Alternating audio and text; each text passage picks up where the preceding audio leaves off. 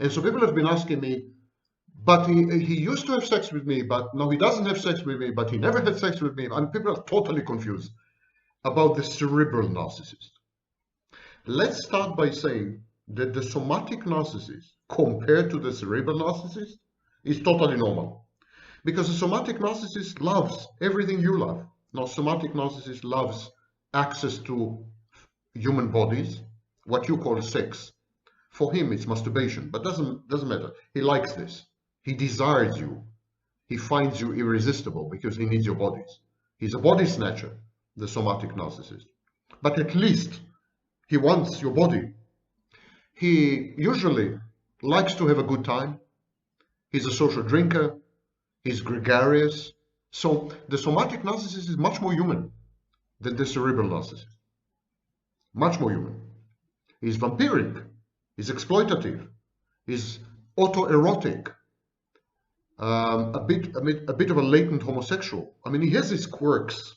He has his quirks and his glitches and his bugs. It's all true, but he's much more human than the cerebral narcissist. And so the cerebral narcissist is really seriously alien. There is very, very little in common. And I'm saying it as a professor of psychology with full responsibility. I don't want to say authority, but I'm judiciously using these words. The cerebral narcissist has so little in common with normal, healthy human beings that I hesitate to call him human. It's an organism. It's carbon-based. And it has all the wetware and software. It has a brain, it has a liver, it has, I mean, it's okay. In the anatomical sense, it's human, but not much more than that. The cerebral narcissist is a one-trick, insufferably haughty, delusional, and entitled pony, horse. He is not God's gift to the world. God is his gift to the world. You get it? The cerebral offers a front row seat to the pyrotechnics of his Fortean intellect. So this is his gift. He says to you, listen, you get close to me. I mean, you become my intimate partner, for example. You become my business partner. You become my audience in a lecture. I'm going to give you the show of your life. I mean, just sit back, relax, and consume me. Because I'm the ultimate drug. My intelligence, my brain, my mind, they are the ultimate drug. They are mind-altering. They're like virtual reality. They're like augmented reality. They're like the Matrix. Enter the Matrix. So, and you have a front row. If you're my spouse, if you're my, I mean, I give you a front row. And it's pyrotechnical. It's like fireworks, you know. But that's it. That's all he gives you or anyone else, ever. The cerebral narcissist gives nothing else besides. Not sex, not commitment, not investment, warmth, family, home, children, empathy, attentiveness, attention, succor, support, friendship, intimacy, socializing, good time, leisure activities, positive emotions, love. Forget about it. None of these things are forthcoming from the cerebral narcissist. If you're trying to extract it from the cerebral narcissist, he's going to resent you and he's going to abuse you. And also, you're foolish. It's a fool's errand to try to extricate or motivate the cerebral narcissist to any of these behaviors and traits. He doesn't have it in him.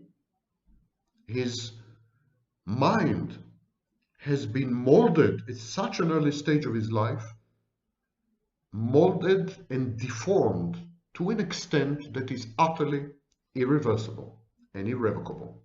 It reminds me that there were nomads, vagabonds in Europe. They were called compachicoses. Compachicoses, they used to steal children, babies. They used to steal babies, and they used to put them in bottles. And the baby grew in the shape of the bottle.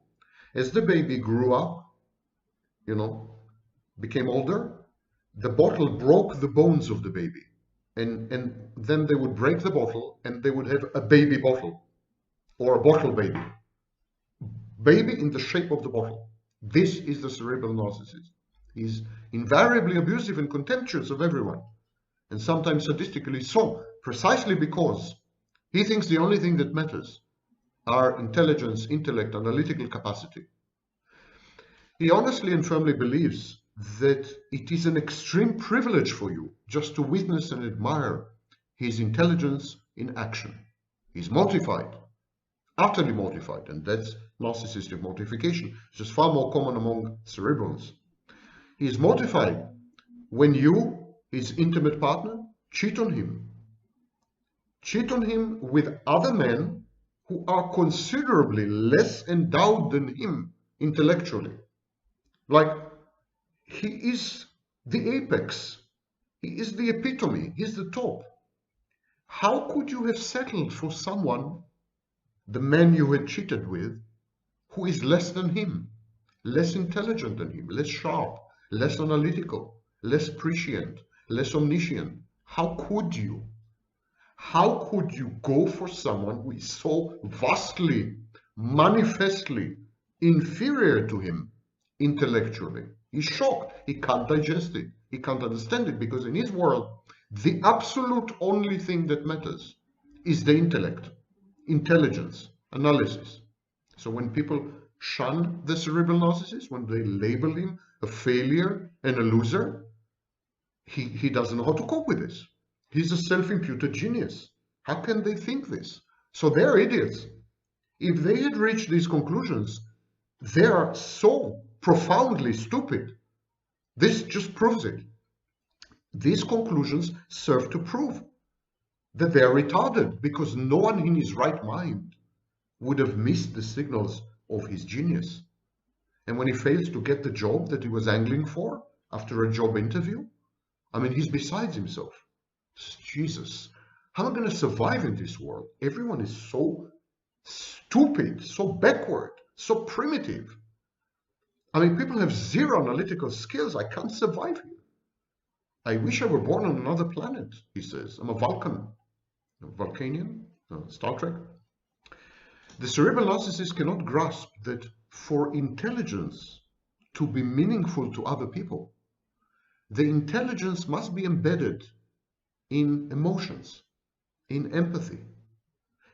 The intellect must come replete with social skills and with a capacity for teamwork. Intelligence alone, all by itself, solipsistic intelligence, an intellect that doesn't come with the ability to exercise it with other people, they are utterly meaningless. They might as well not exist. They're the equivalent of a, I don't know, smartphone. He doesn't get it. He simply can't get it. He feels so entitled. He says, people have to accommodate me. They have to modify their behaviors, because what I'm bringing to the table is unprecedented. It's divine. It's unique. And people have to recognize this, and they have to change. They have to change. The world has to change. The workplace has to change. My wife has to change. Everyone has to change and modify and transmogrify and transform if they want to benefit, if they want to reap the fruits of the amazing gift that I had been given. Moreover, as far as his spouse or partner are concerned, there is this issue of intelligence and intellect and so on. I mean, to make any lasting sense, to make any meaningful impression, the cerebral narcissist's cognitive analytical prowess must be somehow transferable. He must somehow pass it on. So one way to pass it on is to communicate, but then the cerebral narcissist is intentionally non-communicative. He is on purpose, he uses, language that is inaccessible to most people, incomprehensible even. He uses jargon or lingo or, he would make it very, very difficult for people to understand him, because he believes that obscurity, arcane language, proves that he's superior, proves that he has access to knowledge and information that other people don't, put him above the madding crowd. And so that's one way. One way for an intelligence or an intellect to be meaningful is that it's communicated. But there's another way to communicate it, by procreating, by having children. You must pass off your intellect and intelligence, this genetic endowment, to your offspring, or else your gift ends up being a one-off, ephemeral, and increasingly more tedious thing to behold, kind of a blip or a glitch that keeps repeating itself, like a pulsar or a quasar in the universe. A pulsar, these are rotating stars that send pulses. The pulses ultimately become, at the beginning it's very exciting and so on. But, after 6 years of pulses, you get a bit tired. If you are hyper intelligent, super intelligent, and you communicate your intelligence, it has impact. It affects people. It alters lives for the better. You know what? Forget lives. It changes the world, one way or another.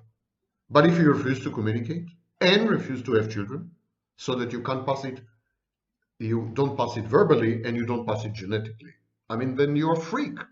You're a freak show. You're a circus act. And how many times can you see the same circus act? You get boring. You become boring. You become tedious. And most cerebral narcissists, with their endless soliloquies and monologues, they become very boring and very tedious. Trust me. Sometimes I bore even myself. And I'm my biggest fan by far. And still I bore myself to death. I need a drink. Vaknin, you wino. Get on with the lecture. Yes, sir. So, the childless cerebral narcissist is a hoarder. He hoards his gift. He's so jealous, so envious, that he refuses to share his gift even by his own progeny. He doesn't want, and when they do have children, they're jealous of them. They're envious. They're very destructive this way. They compete with their own children. Even when the children are very young, the competition rears its ugly head. Okay, I have received many comments that had indicated that the structure that I had described in my previous video was not entirely clear. Surprise, surprise there. Let me try to elucidate, and this time in a skeletal way, like a skeleton, without my usual pompous verbose flourishes. Here, I did it again. So, to start with, the narcissist approaches you and then avoids you. If you want to understand the governing principle of your alleged, ostensible relationship with the narcissist, it's approach, avoidance, repetition, compulsion. Narcissist is afraid of you. Whoever you are, romantic partner, business partner, doesn't matter, neighbor, colleague, narcissist is afraid of you. Because people have the capacity to cause the narcissist injury and mortification. And these hurt and even threaten life. So, narcissist regards everyone as a potential menace. So he approaches, and when he feels that things become too cozy, too intimate, too fuzzy, too warm, too empathic, he withdraws. Approach, avoidance. An endless, perpetuum mobile machine, like a piston in a train, in a locomotive. So it all starts with the grooming and love bombing. And the grooming and love bombing phase includes false promises, lies, confabulations. Why? Because if a narcissist were to show his true face, let alone his true intentions, no one would come near him. So he has to lie, he has to pretend, he has to act. He develops instant thespian skills. Thespian? Look it up online. Next, the first phase is grooming and love bombing. Second phase, shared fantasy. He had captured you. He had acquired you. He is all over you. He had become your obsession. You become compulsive. You become possessive. You want him because he's the best thing since sliced bread. Better than sliced bread. So you can't live without him suddenly. Here, he can mold you. He can shape you into an actor in the theater production that is his shared fantasy. Now, don't confuse theater with life. Don't do this. That's theater. Narcissist has no life, only consecutive movies, consecutive theater productions. It's a shared fantasy. And when like a spider, he had captured you in the wave, and he feels your tremors and your movements, communicated via the web. He can feel you. He has cold empathy. He scans you all the time and so on. When he feels confident that he is the new proprietor, that you had become his objectified property, he starts to abuse you. He starts to abuse you for two reasons. One, he wants to test whether you can become his mother or father. Again, if the narcissist is a woman, just change the gender pronouns. So he wants to, in the case of a heterosexual narcissistic man, he wants to test, he abuses you, narcissistic abuse in the shared fantasy is intended to secure two goals. One, to test whether you can become a true mother. A true mother means that you will love him unconditionally, that you will accept any misbehavior and any misconduct, including abuse. So he abuses you, he pushes the envelope. He wants to see how far he can go. He wants to see when you will show signs of abandonment, of giving up, of being desperate, of looking for someone else. And he wants to know your boundaries, in other words. He's testing your boundaries. So this is the first goal. The second goal, he is reenacting, that is unconscious and compulsive. He is reenacting his early childhood conflicts with his mother. All the aggression is displaced from his mother to you. You become his mother. And if the mother was a dead mother, emotionally unavailable, depressive, narcissistic, and so on, he would push you to play this part through a process called projective identification. Now, if you play this part, he's justified in dumping you. He's justified in discarding you. If you don't play this part, and if you accept him and love him unconditionally, he's yours forever. He will be addicted to you forever. But extremely few women survive this. It's an ordeal by fire. Ordeal by fire. It's the closest thing to a terrestrial hell. The closest. Because he is abusing you and sending you at the same time mixed signals. The first signal is, please, I want you to be my good enough mother. I want you to love me unconditionally. I want you to accept my naughty side, my misconduct, my misbehavior, my faults, my foibles, my frivolities, I want you to truly love me like a child, a pure child. That's message number one. At the same time, he's sending the diametrically opposed message. I want you to be a bad mother, a vicious mother, a wicked mother, the wicked mother of the north. I want you to abuse me and torture me and cheat on me and ruin me, and because I want you to be my mother, my original mother, the mother who had shaped me. I miss her. I want her. And I want to continue to engage in the game that we used to have, where, she was abusing me, I was abusing her. This power play. He tries to create the power play via mind games.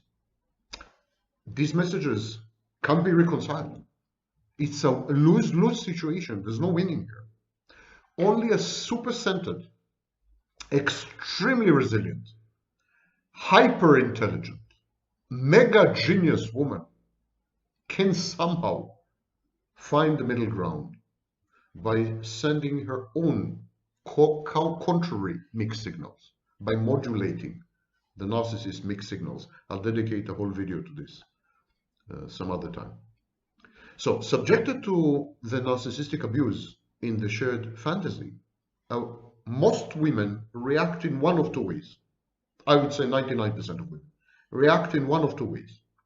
There are those women who withdraw. They are pushed away. They actually effectively, emotionally, exit the shared fantasy. Some of them, not all of them, some of them cheat, and they cheat discreetly because they don't want to hurt the narcissist. They still regard the narcissist as a wounded child. They understand the narcissist in some way, and so they don't want They don't want to cause unnecessary pain, but they want to gratify their unmet needs. They have needs, and so they want to meet these needs. And so if they cheat discreetly. If they betray incrementally and mildly. And they withdraw only usually emotionally. When the narcissist spots this, remember, he has this scanner, he has this radar called empathy. He gets you before you get yourself. He can anticipate every move you make. You can never fool the narcissist. Don't fool yourself that you had ever fooled the narcissist. He's extremely unlikely to show you that he knows, that he understands, that he anticipates you, that he has every detail about everything you have done with anyone. He will never show you this because it's a vulnerability. It proves his weakness. Spying on you is a weakness, etc. So, but he knows everything. You take it as a working hypothesis. Your narcissistic partner knows absolutely everything you've ever done with anyone, and your innermost thoughts and so on. Cold empathy is the most powerful tool I know to penetrate other people's minds. Most powerful. So he gets you. He realizes, he picks up the tremors like a seismograph. He knows the earthquake is coming. And so he begins to stalk you. If you choose this solution, emotional absenteeism, having it on the side, double timing, he begins to stalk you, erotomanic stalking. And in a way, it's becoming even a more pronounced case of approach avoidance. He approaches you with the stalking, and then he avoids you with the abuse. It becomes really bad. Other women, remember, there are two solutions. There are two solutions to the narcissistic abuse in the shared fantasy. Other women choose to bargain. They bargain with the narcissist. They pose demands. They remind him of his promises. They ask for his commitment. They suggest some arrangement. They try to spice up the sex life. They insist on going to couple therapy, marital counseling, etc. They try somehow to bargain their way into a better, improved relationship. And this provokes the second type of narcissistic abuse. And the only goal of this second type of narcissistic abuse is to jettison the partner, to get rid of the partner once and for all. So while in the first case of narcissistic abuse and stalking, they avoid and you approach. In this case, in the first case, you avoid and they approach. Yes, in the first case, the first solution, you chose to withdraw. You chose to cheat discreetly. You choose to emotionally absent yourself from the relationship. So you are the one who is avoiding. You're the one who is developing avoidant strategies and behaviors. And then they approach, stalking. So in the first case, you avoid, they approach. In the second case, you approach. You're trying to bargain. You're trying to restore the relationship. You're trying to make things better. You approach. And now it's their turn to avoid. They push you away. So the stalking, which is behavior number one. Solution number one provokes stalking. Or the type 2 abuse. Type 2 narcissistic abuse is the sort of abuse that happens in the bargaining phase. Whether you're stalked or whether you're abused, majority of women end up abandoning the narcissist. Now, some of them abandon dysfunctionally by cheating on the narcissist and betraying the narcissist ostentatiously, or by engaging in a smear campaign, or by taking revenge, or by just abandoning overtly and conspicuously. So these are the dramatic personalities among you. If you yourself have mental health issue, like if you're borderline or codependent, you're likely to engage in a dramatic exit left. But the majority of intimate partners of the narcissist, they just walk away. Simply, they pack their things and walk away. Heartbroken. They give up and they just walk away. And so then the narcissist starts to reframe his internal mortification. the hidden implicit knowledge that he had made all this happen, that he is the one who had destroyed the relationship. So he's beginning to convert it to external mortification. He's beginning to say, well, it was her fault. She misbehaved. She abused me. She cheated on me. She abandoned me. So this is from internal to external. And then it doesn't work very well.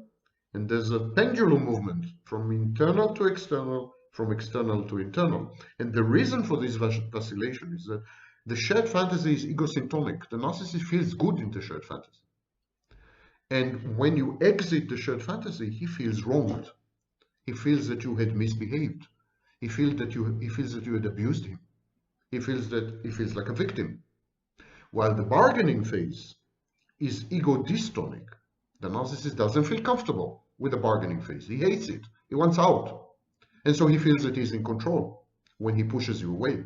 When he narcissistically abuses you in the bargaining phase, he knows what he's doing.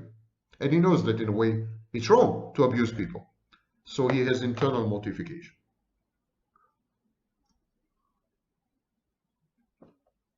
The thing with Minnie, all I could get from her was coffee.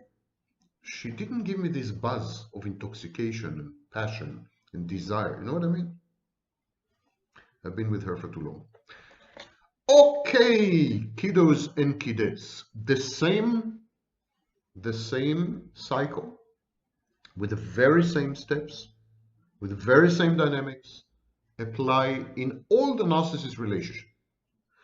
Romantic relationships, one-night stands, business, in the workplace, in church, with neighbors.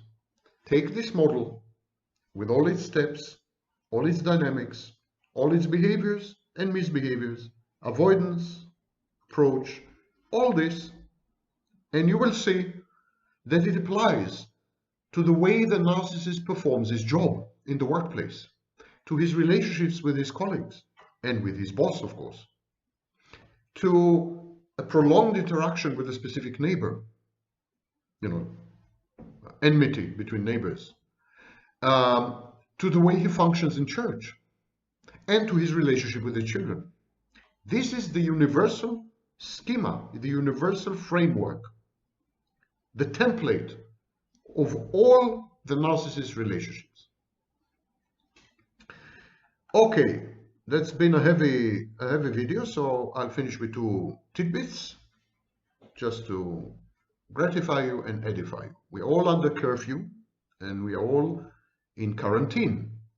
Or many of us are in quarantine, some of us are under curfew, and so on and so forth. Now, lockdown is a relatively new word, and so it doesn't have a very illustrious history. The history and the roots of words, it's a discipline called etymology. Etymology is a study of the roots of words. So, but curfew and quarantine are old words. They're like hundreds of years old, and they have a very long and varied and colorful history, very similar to some narcissists. Curfew is a contraction, portmanteau contraction of the original French. In French, it was called couvre-feu, means cover the fire. You see, in the Middle Ages, in Europe, there was a bell, and the bell was rung. They were ringing the bell at a certain hour in the evening. Usually it was about 8 o'clock, depending on the location, depending on the sun and so on. Usually it was 8.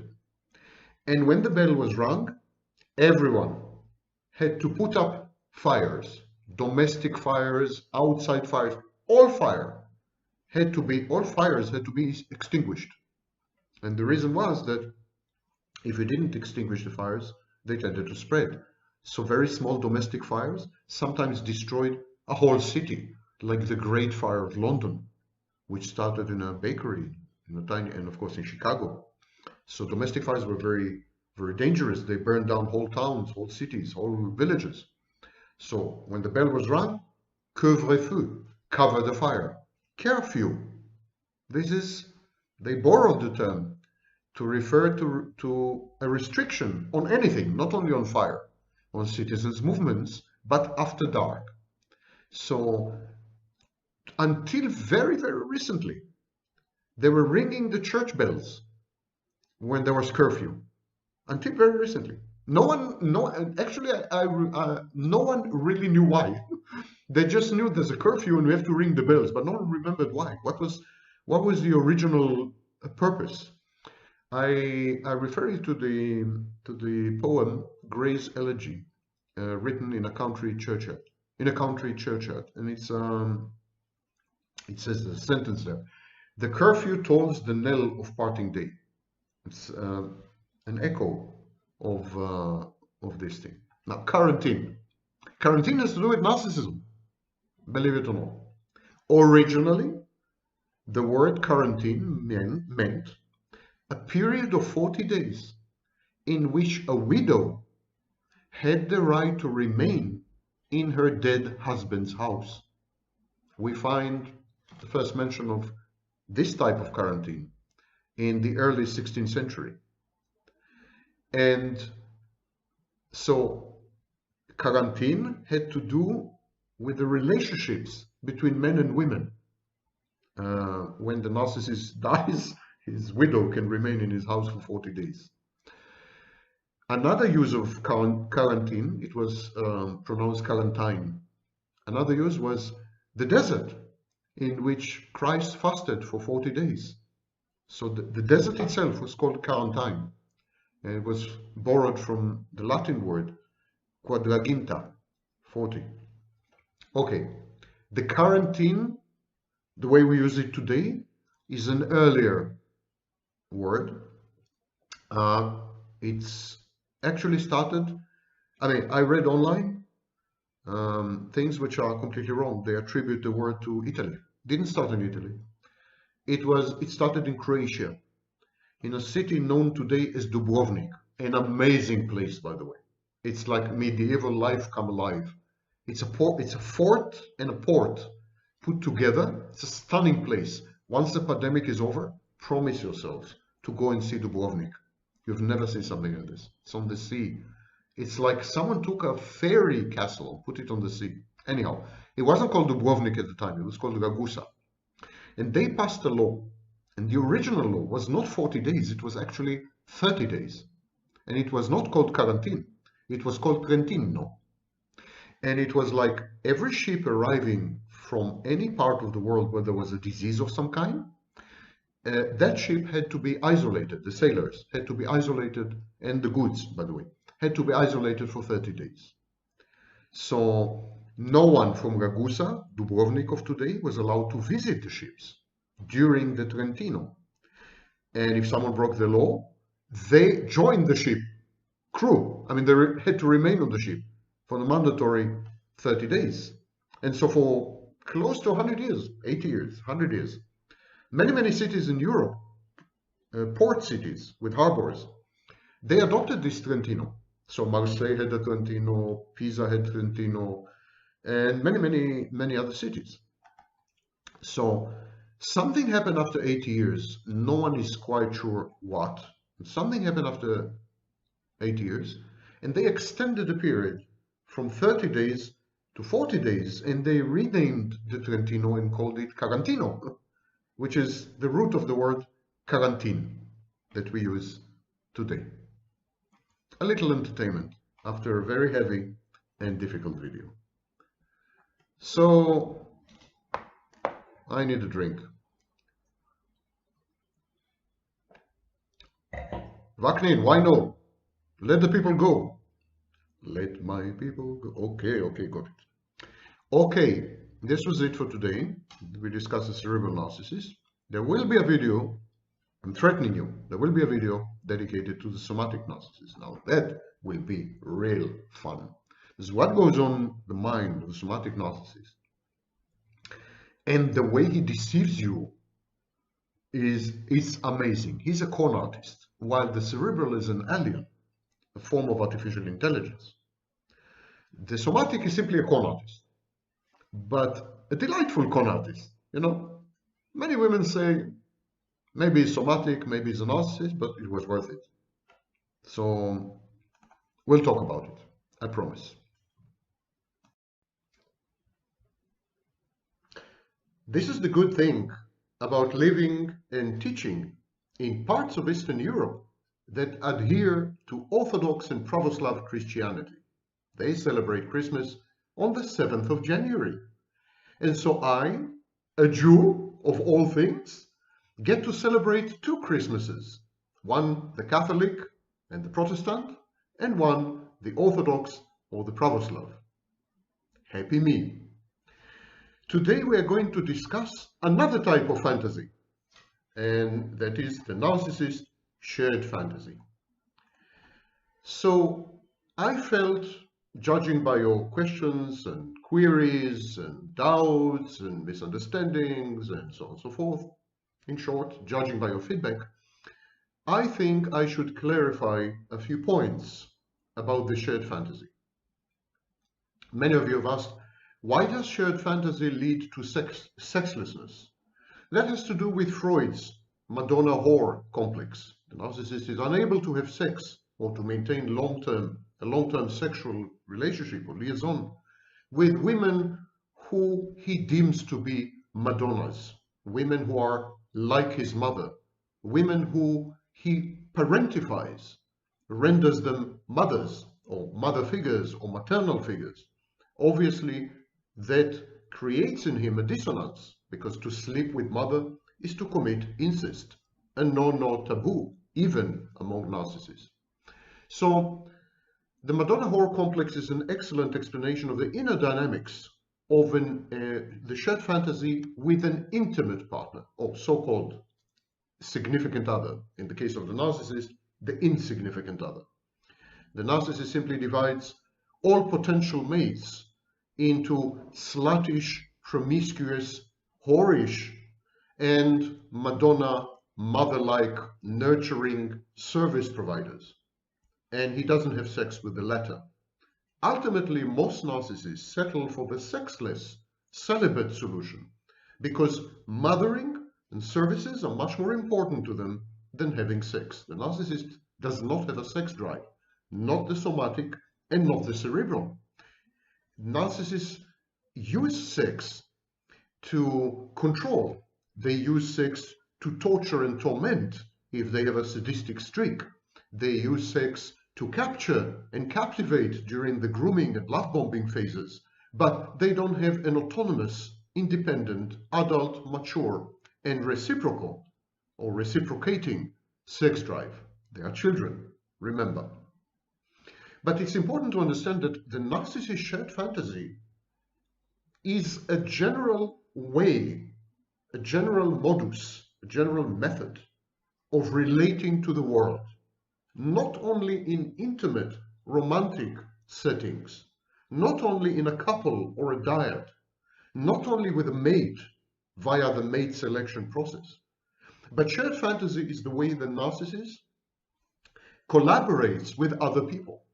It occurs with any type of source, of any kind of supply, primary supply or secondary supply, narcissistic supply or sadistic supply. They all have to be embedded in a shared fantasy. Narcissist has shared fantasies with friends, with family, with business associates, with intimate partners. The whole concept of pathological narcissistic space is a shared fantasy embedded in a physical or in a cyber location. And so the shared fantasy has very important psychodynamic functions. It fulfills, it caters to many of the narcissist's psychological needs. But as important, it modifies, it modulates and regulates the narcissist's moods, renders him less labile. The narcissist's negative emotionality renders these emotions less dysregulated, less impulsive, so it provides him with impulse control. And it transforms the way he consumes narcissistic supply. So shared fantasy is a critical psychological component in the makeup of the narcissist. Consider, for example, grandiose narcissists. Most grandiose narcissists tend to end up as cerebral narcissists. The dominant type of grandiose narcissist is cerebral. They leverage their intellect, their intelligence, their erudition, their knowledge in order to obtain narcissistic supply from potential sources. Grandiose narcissists react to any hint of animosity, any display of contempt, any overture of hostility by disengaging from the offender. So if they are online, they ban or block. If it's an offline relationship, they quit responding, they ghost. These are reactions to what is perceived as narcissistic injury with a potential for mortification. Narcissists just walk away, the grandiose one. But this behavior changes dramatically within the shared fantasy. If the narcissist comes across animosity, disdain, hostility, enmity within a shared fantasy, instead of walking away, instead of detaching and disengaging, what they do is they attempt to stalk. Instead of avoidance, there is extreme approach, delusional approach. They become erotomanic. They stalk the perceived transgressor. They try to hoover her. And only when they fail with the stalking, or when they fail with the hoovering, or when they are subjected to law enforcement, they relent, and then they disengage. So we see an example of how a behavior that is very typical of a grandiose narcissist, detaching or putting distance or firewalling narcissistic injuries, reverses itself within the shared fantasy. Within the shared fantasy, the narcissist seeks additional injuries and plays or courts mortification. He stalks, he hoovers, with the express and clear risk of being rejected once again. When the narcissist hoovers you, he's taking a risk. He's taking a risk of being rejected. He's taking a risk of being humiliated, injured. So it's a risk-taking behavior. Grandiose narcissists outside shared fantasies are risk-averse. The grandiose narcissists inside shared fantasies are risk seekers. So we see that narcissists within shared fantasies actually become more antisocial, more psychopathic, because risk seeking, novelty seeking, and lack of impulse control, stalking, for example, implies a lack of impulse control. Hoovering is an impulse. The narcissist had been injured by the person he seeks to hoover, and yet he can't help it. He can't help it. He can't control his impulses. So, impulsivity, novelty-seeking, risk-seeking behaviors, these are all typical psychopathic traits. And so the narcissist seems to become more psychopathic, more antisocial within a shared fantasy. And the same subspecies of narcissists react with animosity, with contempt and hostility and enmity to any act of friendliness, mindless adulation, offered empathy, support, succor, or advice when they are outside the shared fantasy. I repeat this, it's very counterintuitive, but if you assimilate this insight, you will suddenly understand 99% of the behaviors of the narcissists around you. I repeat, grandiose narcissists react with enmity, aggression, animosity, contempt, hostility to any act of friendliness, mindless adulation, attempt to approach, offered empathy, support, succor, or advice. They react the same way to any attempt at intimacy, including sexual advances. How many of you have been rebuffed brutally, cruelly by a narcissist? Narcissists regard such overtures, such gestures, such attempts to approach and be intimate. They regard all these as presumptuous, narcissistically injurious, impertinent impositions, intrusions. So this is outside the shared fantasy. But take the same narcissist and place him within the shared fantasy, and his behavior changes dramatically. He suddenly seeks to elicit friendly acts, mindless adulation. He seeks to leverage your empathy, to garner your support and succor within the shared fantasy, especially the love bombing and grooming phases. At a certain stage, he reverts to form. That's the bargaining stage. He reverts to form, but this is in order to simply terminate the shared fantasy. So we see again a change, a reversal. Again, this is psychopathic. The narcissist within the shared fantasy becomes goal-oriented. He suffers from abandonment anxiety. He wants to secure your presence within the shared fantasy. He doesn't want you to just walk away or abandon him. He's goal-oriented. Because he's goal-oriented, he encourages in you behaviors that he knows are ego-symptotic, behaviors he knows you like. Lydia Rangelowska calls it the need to be needed. He fosters in you maternal behavior. He kind of triggers maternal instincts in you. And then he uses these to obtain the goal of object constancy, to make sure that you remain within the shared fantasy, never mind how bad it gets. It's again psychopathic feature. The ideal narcissistic supply source is actually commoditized and anonymous. If you ask any narcissist outside the shared fantasy, they would tell you that they prefer faceless audiences in lectures and seminars, for example, or views on videos. These are anonymous, faceless, commodified streams of narcissistic supply. They have no name, they have no personality, they have no face, they're numbers. This is the ideal narcissistic supply source. And the ideal sadistic supply source is a victim. Some narcissists are sadistic, so they also need sadistic supply.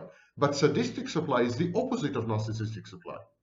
This ideal sadistic supply source, the ideal victim of sadistic conduct, humiliation, degradation, despoiling, etc., is personal, is intimate.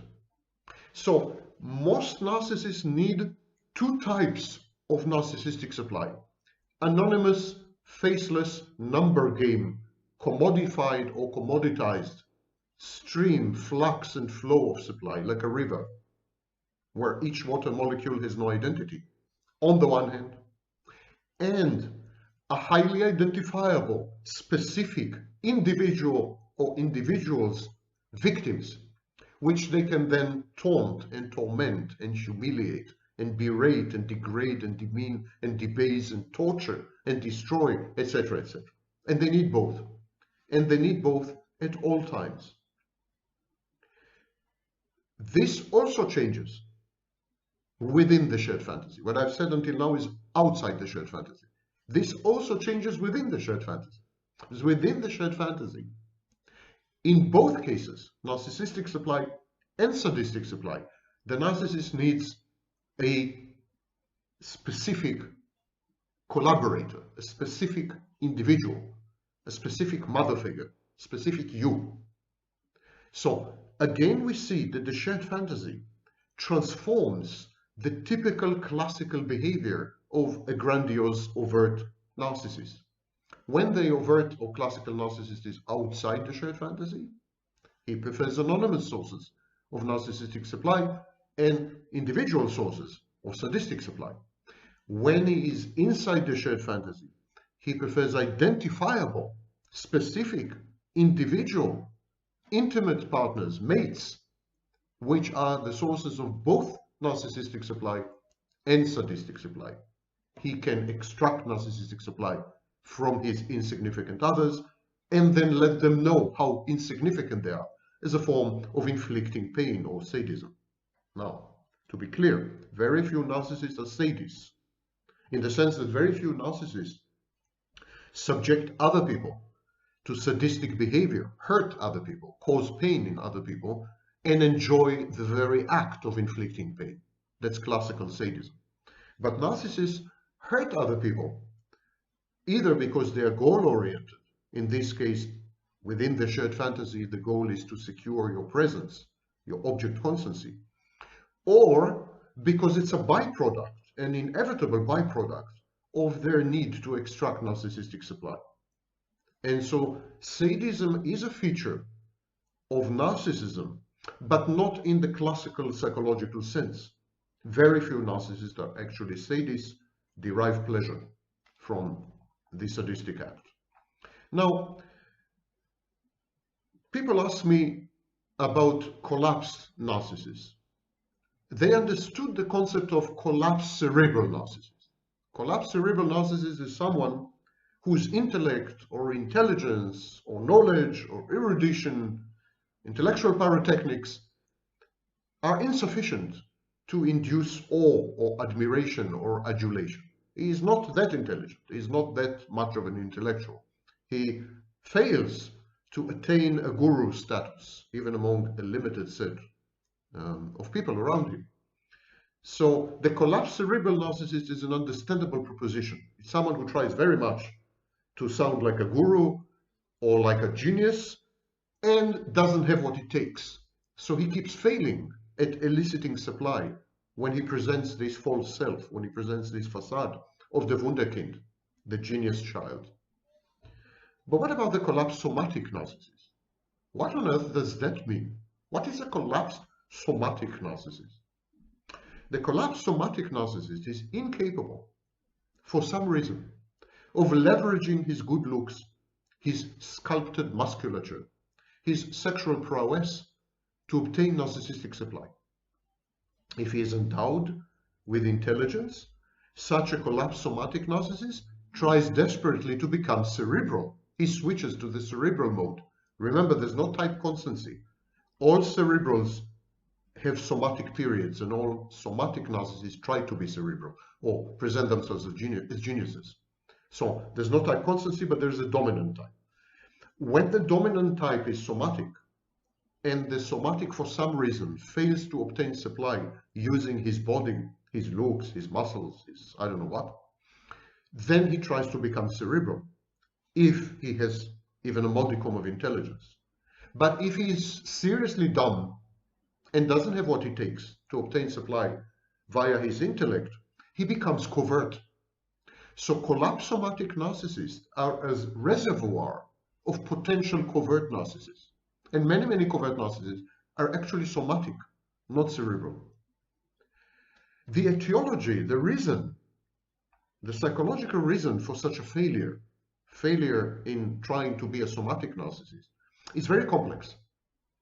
The narcissist, the somatic narcissist, may feel that he's engaging in a forbidden competition with a dominant parental figure. So he may be competing with a somatic father figure in his life. That is an insight provided by Lydia Langelowska in one of her conversations.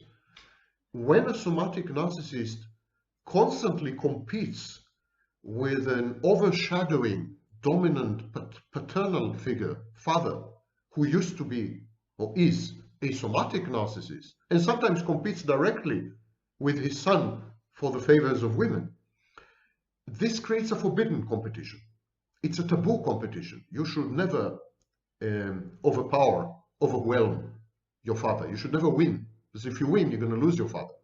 So this parental figure suppresses the somatic's self-efficacy, the somatic's ability to secure favorable outcomes and to elicit narcissistic supply.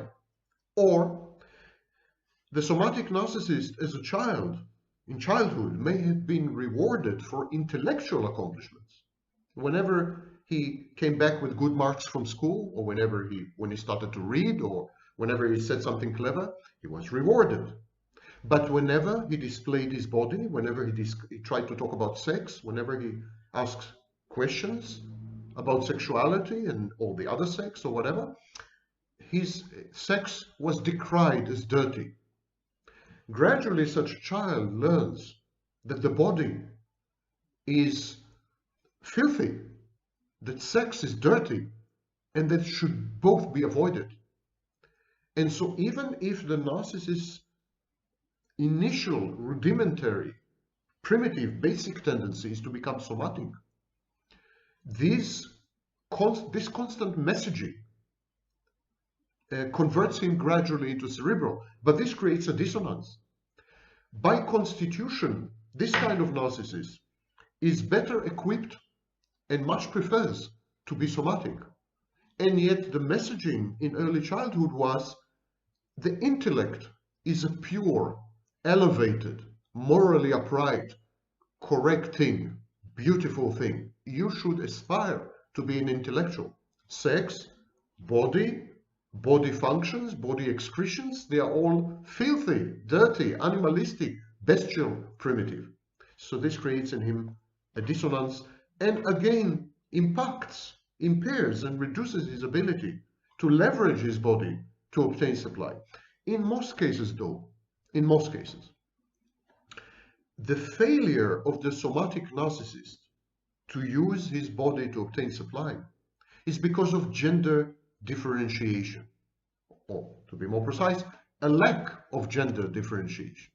The collapsed somatic narcissist is a latent homosexual, or he has fluid psychosexuality, for example, he's bisexual. But he cannot admit it. He has something we call reaction formation. He becomes, for example, homophobic or against transgender people. So he denies this part in himself. He projects it onto others, and then he despises them and holds them in contempt, and even may become aggressive and violent.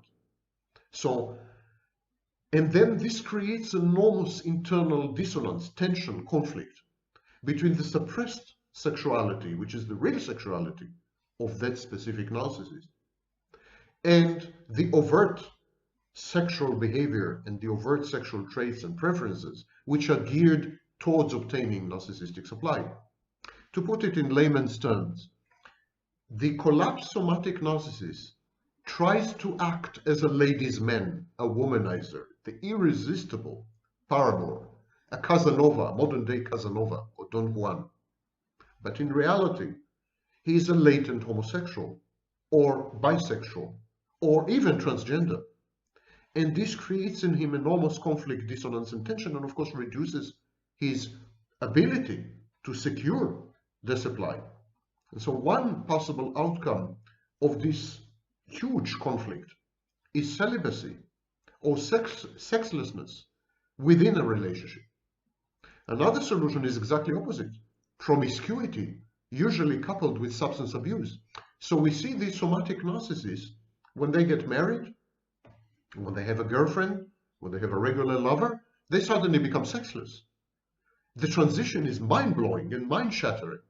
During the love bombing and grooming phase, this somatic narcissist is insatiable. Insatiable, his sexual prowess is amazing, his pyrotechnics are, And then, once the relationship is established, he transitions abruptly to total sexlessness. This is one solution. The other solution is exactly the opposite: promiscuity and cheating. This kind of somatic narcissist becomes a sex addict.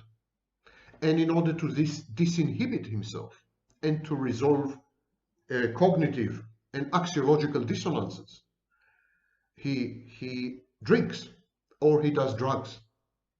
So there's substance abuse that goes with it. You must understand that the inner conflict is not only an issue of, sex is dirty, but I want sex, but I'm homosexual, but I should never show it. It's not only these very basic conflicts. Conflicts is much deeper, because the narcissist has a view of himself as morally upright, as a good person, and a socially conforming person. Now, remember, narcissists are not psychopaths. They're pro-social. Psychopaths are antisocial. Narcissists are pro-social. The grandiose, cerebral, somatic narcissists, who are not psychopathic narcissists, are actually communal. They're pro-social. And when their behavior, for example, promiscuity, conflicts with his social values, it's yet another layer of conflict. If such a narcissist fails as a somatic narcissist and then fails as a cerebral narcissist, he undergoes mortification, narcissistic mortification, and he becomes covert. It's one of the main psychodynamic paths, psychopathological paths routes to becoming covert. Many coverts are actually collapsed narcissists, collapsed cerebral narcissists and collapsed somatic narcissists who had undergone narcissistic mortification. There's a video of mine which discusses how the types change, how somatic becomes cerebral, cerebral becomes somatic, cerebral and somatic become covert, covert becomes psychopathic, how the types transition fluidly into each other via the bridge of collapse and mortification. There's a whole video dedicated to it, which I encourage you to join. And if such a narcissist has strong histrionic or borderline features, if such a collapsed somatic narcissist is also histrionic or borderline, in other words, if he has access to emotions and a modicum of empathy, he is likely to become a psychopath, a secondary psychopath, or even a primary psychopath if he is a covert borderline. So you see that when the somatic narcissist fails, he first tries to become cerebral. Then if he fails, he becomes covert. And then if in addition to that he has borderline or histrionic features, he becomes a secondary psychopath. And if he is a covert borderline, he becomes a primary psychopath. Covert narcissists and psychopaths, these are the two end reservoirs of failed narcissism. That's not me, that's Grothstein. Grothstein had observed in the 90s that people who have borderline personality disorder are people who had failed to develop narcissism. He calls borderlines failed narcissists. So does Kernberg, by the way, in the 70s. This is a very old insight. So when somatics and cerebrals fail, they fluidly transition into each other, and then this fails as a solution, they become covert or psychopaths. There's a good reason to argue that psychopathy and covert narcissism and all the covert forms are actually failures, collapses, end results of failure of much more adaptive strategies, much more self-efficacious strategies, which uphold the person's agency and buttress his autonomy, self-autonomy, via grandiosity. Consider, for example, the cerebral narcissist. And what happens to the cerebral narcissist when he fails, when he collapses? What happens to the collapsed cerebral narcissist when he fails to secure supply? He becomes, we just said, he can become a somatic, he can become, and then if he fails, he becomes covert. But we also said that he becomes somatic, and if he fails, he becomes psychopath. What happens? How does the collapsed cerebral narcissist look when he is a psychopath, when he had become a psychopath? The path is cerebral narcissist, failure, collapse, mortification, attempt to become somatic, failure, collapse, mortification, attempt to become covert, failure, collapse, psychopathy. Okay, so it's a very long circuitous route. And old age psychopaths, real psychopaths, primary psychopaths with brain dysfunctions and the proper genetics and physiology, because psychopaths have a special physiology. They don't have your physiology. The physiology of their bodies is very different. Their brain functions very differently. They have brain abnormalities and so on. These kind of psychopaths, congenital psychopaths, they lose their psychopathy when they grow old. Most psychopaths lose their antisocial features when they grow old. So if you see an old psychopath, someone who is in his 40s, in his 50s, in his 60s, and he's clearly a psychopath, he started off as a narcissist, and he kept failing at every solution until he ended up a psychopath. And then this kind of psychopath in his 40s, let's say, this kind of psychopath is going to become, is going to be totally antisocial. Consider, for example, the cerebral narcissist who had become a psychopath. He's likely to plagiarize. He's likely to steal other people's work. He's likely to abscond with other people's ideas and life's work. I call it idearism, idea plagiarism. It's rampant on the internet, rampant. All kinds of self-styled coaches and gurus and experts and so on. They steal other people's work and ideas, mine included. It's a very common practice. These are actually collapsed narcissists. Narcissists who had collapsed in all previous attempts. And this is their last resort, stealing other people's work and pretending it's their own as a way to obtain supply, however fallacious, however fake. But of course, even when the covert narcissist, even when the cerebral narcissist collapses and after a few permutations becomes a psychopath, he's still essentially a cerebral narcissist. It creates a cognitive axiological dissonance because counterfactually, the narcissist considers himself to be a good, morally upright person. That's, by the way, another telltale sign.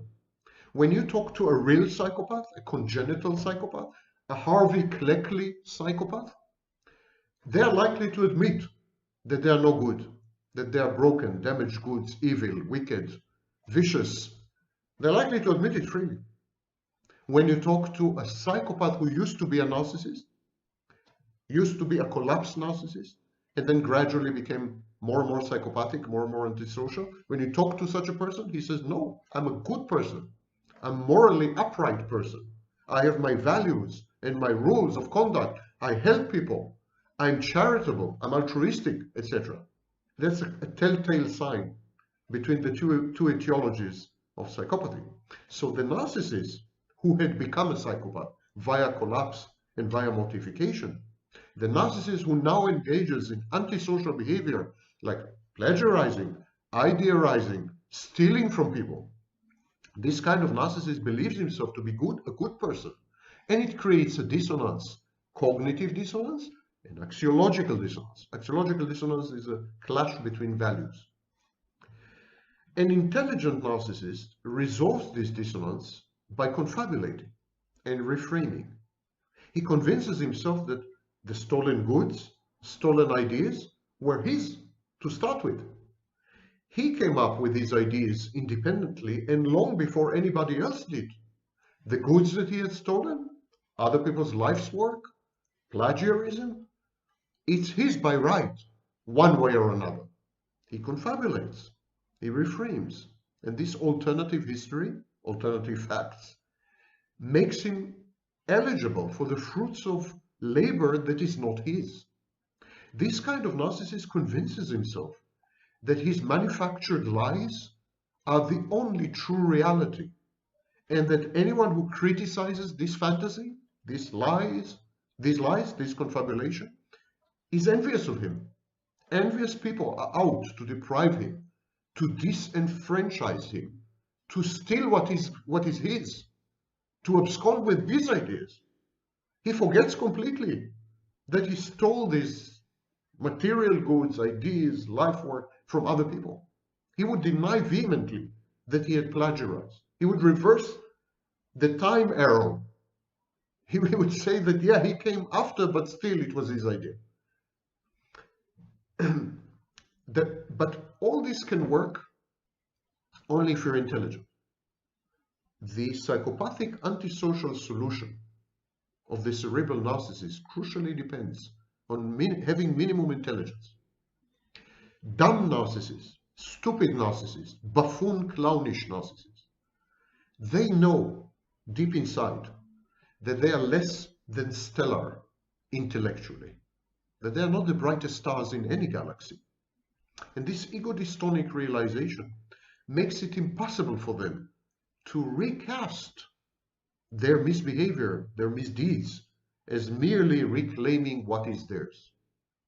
You see, when you tell yourself, this idea that I had stolen, that I had stolen from someone was actually mine, I came up with it first. You have to believe in your own intelligence. You have to believe that you are capable of coming up with such ideas to start with. If you think you're an idiot, if you think you're dumb, if you know you're dumb, you can't really tell yourself this idea was mine. It would ring hollow. It wouldn't convince even you. Intelligence, therefore, is a critical factor in the psychopathic antisocial choices of collapsed narcissists. If they have intelligence, they tend to gravitate towards intellectual pursuits. They tend to direct their psychopathic, antisocial, and even criminal acts at intellectual goods, like ideas, like texts, so they would steal a book, they would steal the content of a book, they would steal an idea. They would become gurus and coaches and experts by appropriating and expropriating other people's production. But this they can do only if they have a minimal level of intelligence. And if they don't, their psychopathy and antisocial impulses become more and more criminalized, more and more aggressive and violent, body-oriented.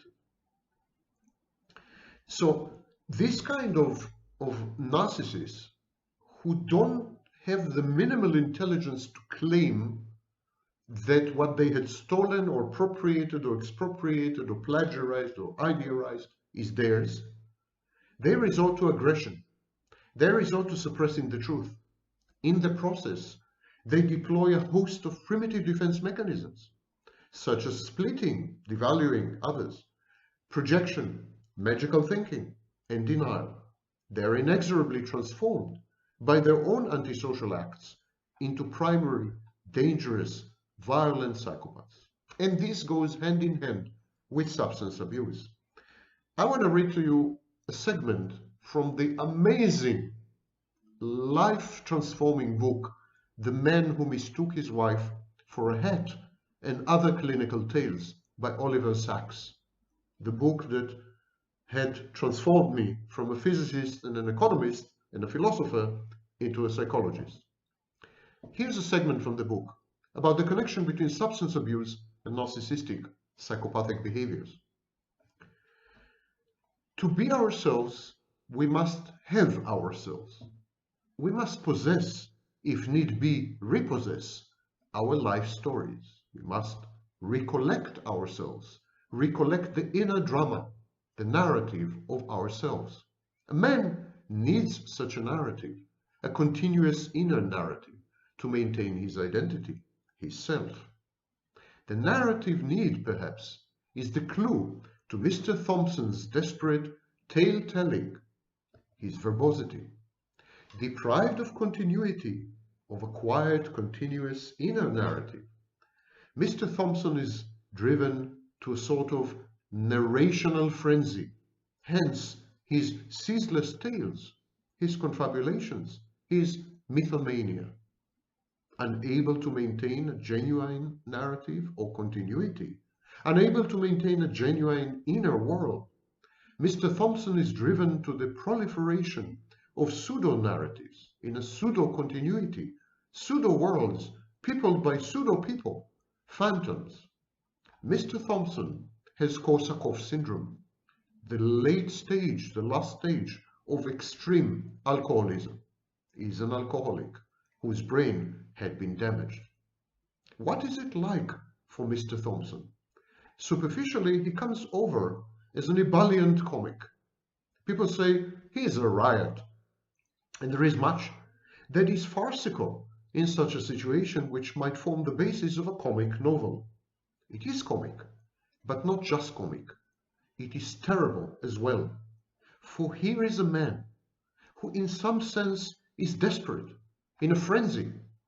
The world keeps disappearing, losing meaning, vanishing, and he must seek meaning, make meaning in a desperate way, continually inventing, throwing bridges of meaning over abysses of meaninglessness, the chaos that yawns continually beneath him.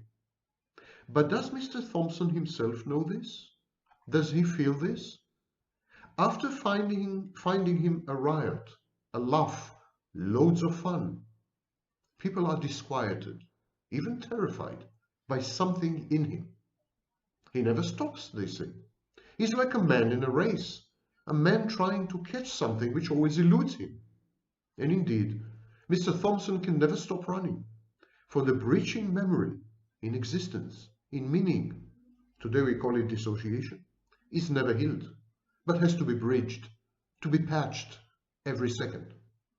And the bridges, the patches, for all their brilliance, fail to work, because they are confabulations, fictions, which cannot do service for reality, while also failing to correspond with reality. Does Mr. Thompson feel this? Or again, what is his feeling of reality? Is he in a torment all the while? The torment of a man lost in unreality, struggling to rescue himself, but sinking himself by ceaseless inventions, illusions, themselves quite unreal. It is certain that Mr. Thompson is not at ease. There is a tense, taut look on his face all the while, as of a man under ceaseless inner pressure, and occasionally, not too often, or masked if present, a look of open, naked, pathetic bewilderment. What saves Mr. Thompson in a sense, and in another sense damns him, is the forced or defensive superficiality of his life, the way in which it is in effect reduced to a surface, brilliant, shimmering, iridescent, ever-changing, but for all that, a surface, a mass of illusions, a delirium without depth. And with this, no feeling that he has lost feeling, for feeling he has lost. No feeling that he has lost the depth, that unfathomable, mysterious, myriad-level depth, which somehow defines identity or reality. And this strikes everyone who has been in contact with Mr. Thompson for any time, that under his fluency, even his frenzy, is a strange load of feeling. That feeling or judgment which distinguishes between real and unreal, true and untrue. One cannot speak of lies here, only of non-truth. The distinction between important and trivial, relevant or irrelevant. What comes out, torrential, in his ceaseless confabulation, has finally a peculiar quality of indifference, as if it didn't really matter what he said, or what anyone else did or said, as if nothing really mattered anymore at all. And there's another vignette about another patient, William. Again, same syndrome, late onset alcoholic damage to the brain. But for William, with his brilliant brassy surface, the unending joke which he substitutes for the world, which if it covers over a desperation, is a desperation he does not feel. For William, with his manifest indifference to relation and reality, caught in an unending verbosity, there may be nothing redeeming at all. His confabulations, his apparitions, his frantic search for meanings, being the ultimate barrier to any meaning. Paradoxically then, William's greatest gift for confabulation, which has been called out to leap continually over the ever-opening abyss of amnesia, William's greatest gift of confabulation is also his damnation. If only he could be quiet, one feels, for an instant. If only he could stop the ceaseless chatter and jabber. If only he could relinquish the deceiving surface of illusions. Then, reality might somehow seep in. Something genuine, something deep, something true, something felt could enter his soul. For it is not memory which is the final existential casualty, although his memory is wholly devastated. It is not memory only which has been so altered in him, but some ultimate capacity for feeling which is gone. And this is the sense in which he is de-souled. Our efforts to reconnect William all fail, even increase his confabulatory pressure.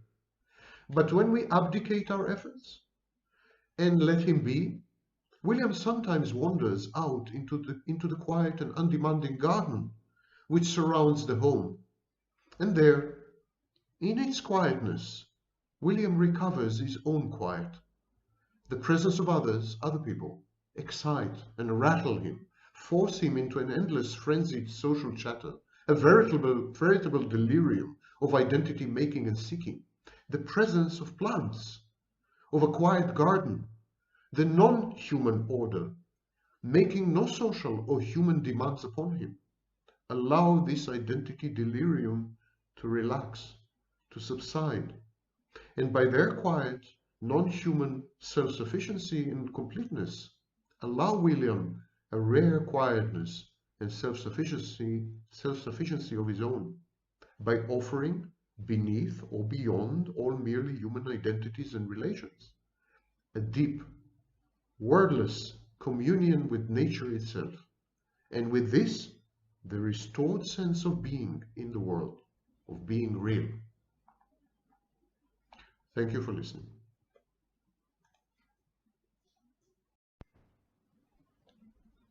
I have breaking news for you. This is going to be a shorter video. Yay! Okay. Today we are going to discuss schizoid and cerebral narcissists. And we are going to discuss something that bothers you a lot, that you can't wrap your heads around, that you keep quizzically trying to decipher, to no avail. How come the schizoid or the cerebral narcissist lets his partner cheat on him consensually? How come he allows his partner to be, if he's a heterosexual male, how come he allows his partner to be with other men? Isn't this narcissistic injury? Why does he sometimes push her to be with other men? Isn't it a challenge to his grandiosity? Well, a challenge to grandiosity, narcissistic injury, and even mortification depend crucially on the locus of the grandiosity, where the grandiosity resides. If you think you're a genius and someone challenges your intellect or your intellectual capability and accomplishments, that would be narcissistic injury. But if you don't care about love, you don't understand or never experienced intimacy, and you don't particularly like sex, or you like sex, but you know, like other people like caviar once in 5 years, then it doesn't matter to you. If your partner misbehaves with other men, that's not a challenge to your grandiosity. Somatic narcissists, on the other hand, are going to react very badly to the very same behavior or misbehavior by their intimate partners, because the locus of grandiosity of the somatic narcissist is between his legs and his sexual prowess, conquests, his body. So somatic narcissists are bodybuilders. They hone and nurture their bodies as weapons, instruments of war. And so the schizoid and cerebral narcissists honestly don't care if their partners end up sleeping around or having long-term love affairs or casual one-night stands. It simply is not within the remit of their grandiosity, and the most precious thing to the narcissist is to buttress, protect, preserve his grandiosity. That is his life. That's where he comes alive, when his grandiosity somehow manifests or, on the other hand, is challenged. Got it, bonbonim? Now, of course, as usual, I'm going to go into details, but not before I drink from my Mini. You see, Mini cheats on me with other mugs. I found her in flagrante. Now, whatever I'm going to say to you in this video lecture is based on my famous, by now, database of 1,912 people diagnosed with narcissistic personality disorder. To be included in my database, you have to provide a letter from your therapist, from the diagnostician, confirming that you had been diagnosed with narcissistic personality disorder and no other comorbidities. And then you're subjected to a questionnaire of close to 700 questions. The answers to these questions are put in a database, and once a year you are supposed to respond to follow-up questions. This is by far the largest database in the universe of narcissists. Just to give you a benchmark, most studies of narcissists involve an average of, hold your breath, 4 people. A study with 20 narcissists is considered to be ginormous. And I have a database with well over 1.1 billion data points, that's billion, not million, data points involving almost 2,000 certifiable narcissists, kosher narcissists. So whatever I'm going to tell you right now is based on a follow-up questionnaire that I had sent to 120 self-described schizoid narcissists. Of these, 89 had answered. I've amalgamated the questions and the answers. Additionally, I myself am a schizoid cerebral narcissist, so I was able to vet the answers. I was able to see where the answers deviated from what I happen to know from personal experience, and I was able to add my personal experience into the mix. But what you're about to hear is not autobiographical only. It is based on a relatively large sample of schizoid cerebral narcissists from well over 34 countries. And of course, different cultures and different societies. So stay tuned.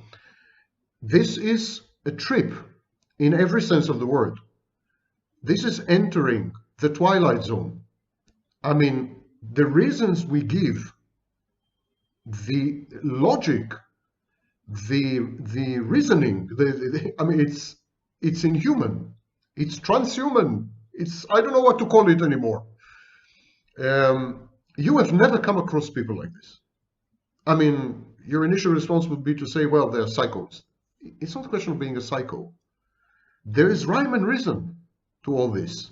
And I'm about to insert the key, turn it, and open the door for you. So, enjoy the show. Cheating. Why I allow my partners to cheat on me. First of all, we need to go back to the topic of shared fantasy. The narcissist's ability to engage in a shared fantasy rests on three pillars. There are three conditions: environment, circumstances, the right partner. Start with the environment. The environment has to be rootless.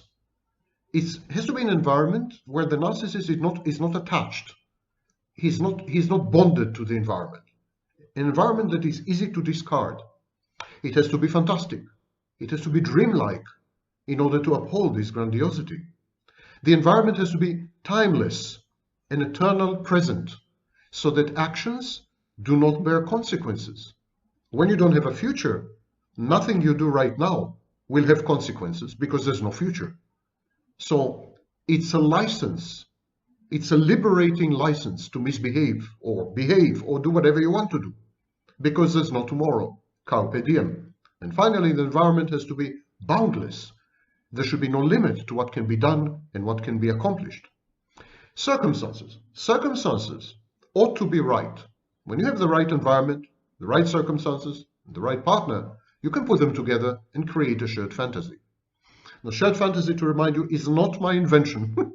Shared fantasy is a clinically accepted entity, clinically accepted construct. First described by F. Sander, S-A-N-D-E-R, in 1989. Watch my previous videos. So the circumstances have to be right. They have to be conducive to grandiose fantasies by yielding lots of money, lots of sex, lots of power, lots of access, lots of fame, celebrity, notoriety. And all this has to be accomplished effortlessly with no commensurate investment or commitment. Think Harvey Weinstein. The partner in the shared fantasy has to be present. In order to avoid abandonment anxiety, she has to be present all the time. Not physically necessarily, but definitely emotionally and mentally. She has to be submissive. She has to be fawning, adulating. She has to be playful. She has to be a bit childlike, immature. And finally, and most importantly by far, she has to be mothering.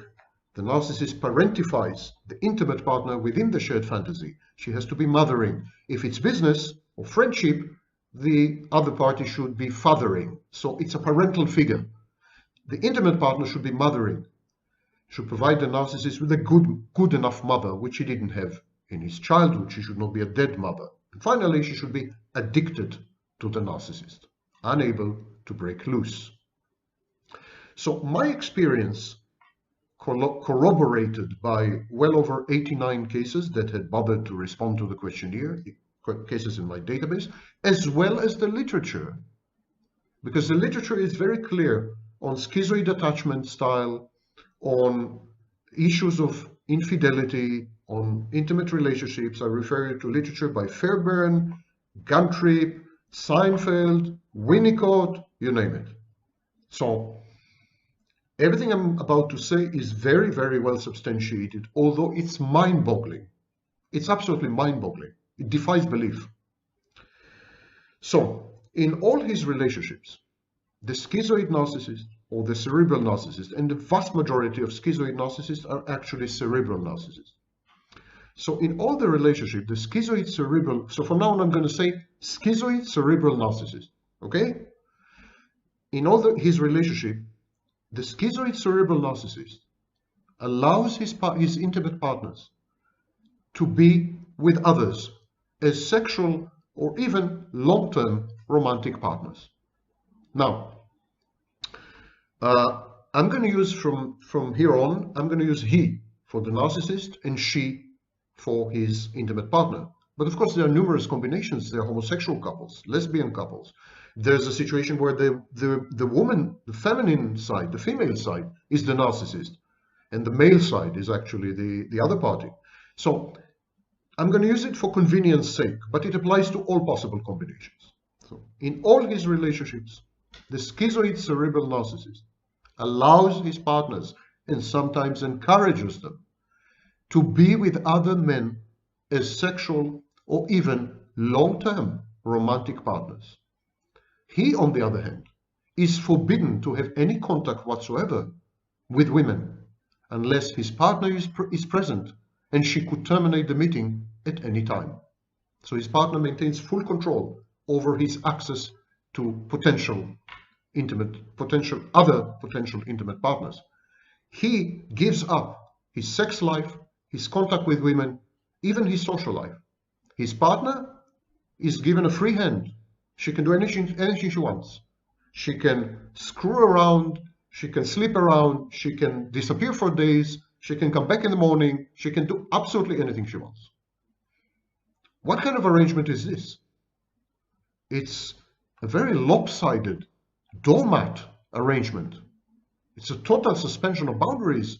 These narcissists are unboundaried. They don't have boundaries. Why do they agree to such a deal where the partner has full liberty to misbehave? This is no other word. To misbehave in any way she sees fit. And the narcissist actually in this equation has no right to be in touch with people, let alone women. He is a prisoner, in effect. He is a hostage. It's a hostage situation. Why would anyone agree to this? Now, mind you, this is not the overt narcissist. This is not the covert narcissist. This is a highly specific subtype, the schizoid cerebral narcissist. A loner who sits alone at home, reads books, surfs the internet, watches movies, eats, and goes to sleep. Rarely talks to other people, never socializes, never communicates with women because his wife or his girlfriend or his lover forbids it. And she forbids it even as she is having long-term affairs, even as she is having one-night stands, and even as she comes back home at 5 or 7 o'clock in the morning, having had a night out with a man, often ostentatiously in the presence of the narcissist. Why would anyone agree to such a manifestly sick arrangement? Well, because he's sick. Let me give you the reasons enumerated by these individuals who had answered the questionnaire and supported fully by my own experience.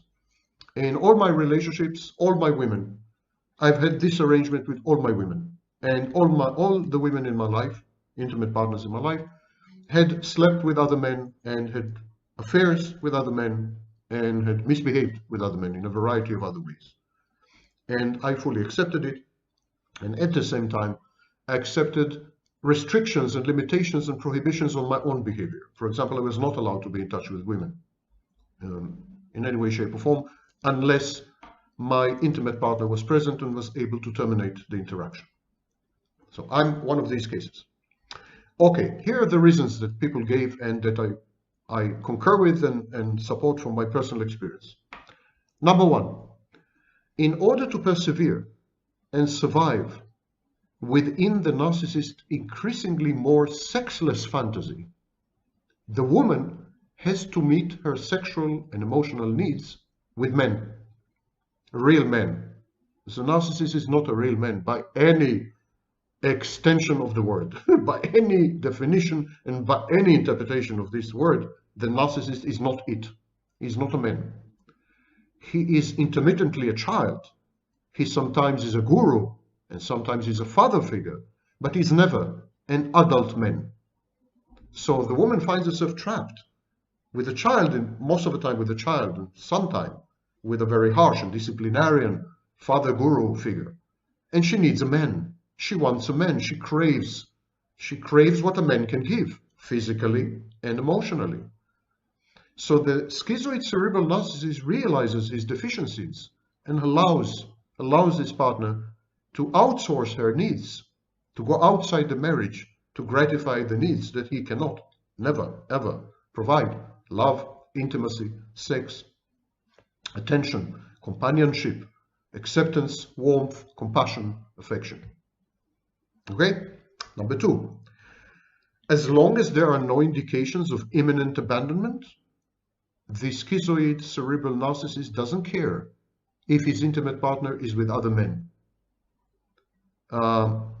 But she, the intimate partner, does feel hurt, does feel insecure if the schizoid cerebral narcissist were to have any interaction with other women.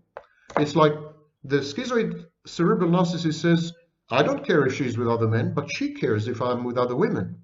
So, I will not be with other women. I will not hurt her. I will not hurt her feelings, and I will not make her feel insecure. When she misbehaves with other men, it's okay with me. And now signs of imminent abandonment include usually change in behavior. They're warning signs. They're usually red flags which precede the actual abandonment or actual breakup. So changes in attitude, changes in mood, changes in behaviors. So suddenly the intimate partner becomes indifferent or disrespectful or deceptive. I will discuss all this later. When these signs kick in, the cerebral schizoid narcissist becomes very possessive. Not romantically jealous, never, but possessive. And again, we'll come to it a bit later. The third reason why a cerebral schizoid narcissist would allow his wife, for example, to be with other men is that he feels that he should be grateful to her for any time she spends with him, for any dedication of resources to his needs. He feels that he is so broken, so damaged, so inadequate, that her very presence, the very presence of the intimate partner in his life, is a sacrifice on her part. She's sacrificing a lot by being with him. She's doing him a huge favor. So he has no right, and he is not in a position to establish boundaries or rules and then to enforce them. You don't check a gift horse in the mouth, or anywhere else for that matter.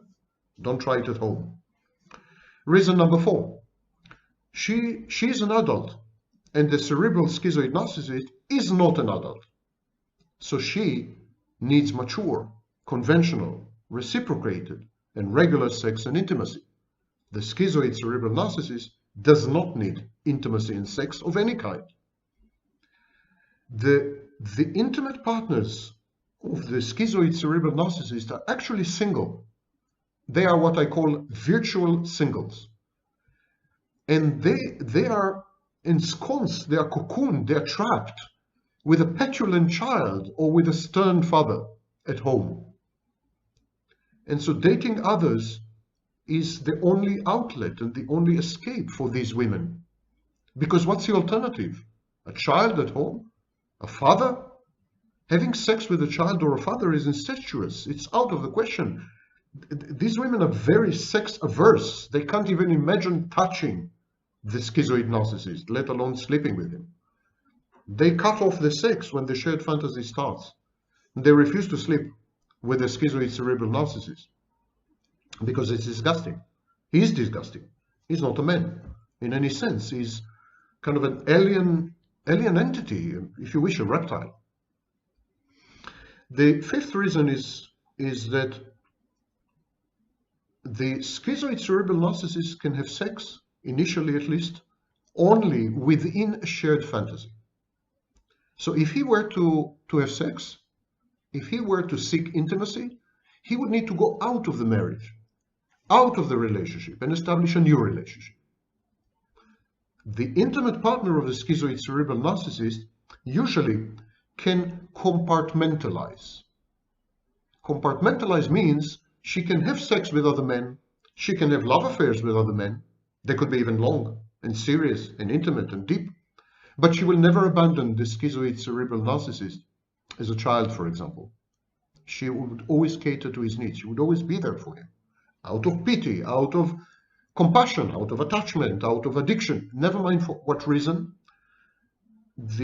As long as a cerebral somatic narcissist is convinced that she will never leave him, he is content to let her have a parallel, double life with another man, to gratify her needs for a male presence and anything and everything a man can give a woman elsewhere, because he can't, and actually he doesn't want to.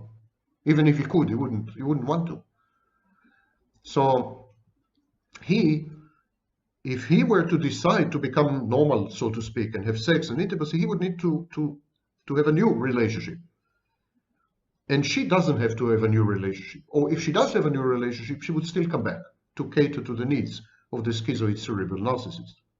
And anyhow, if this schizoid cerebral narcissist were to go and seek a new relationship, a new shared fantasy, what good would it do? What good would it do? Any new shared fantasy will end the same way.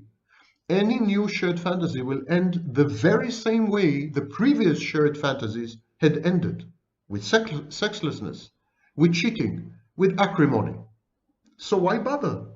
Why bother to have a new shared fantasy when the narcissist already has a shared fantasy? Yes, within this existing shared fantasy, he has no sex, he has no intimacy, and really he has no love, at least not as a man, had he been a man. And his intimate partner, his spouse, his girlfriend, his lover, is all over the place with other men. And it's humiliating. It's humiliating. It's shameful. It's shaming. It's a hard thing to countenance, but what's the alternative? Exit the existing shared fantasy, start a new shared fantasy, and find yourself in the same situation 3 years down the road, usually 3 months down the road. What's the point in this? As long as the narcissist is getting supply, as long as he's getting services, however grudgingly, however meager, better stay put. Better to forget everything about sex and intimacy and love, because they're out of reach. They're unattainable. They're just a pipe dream.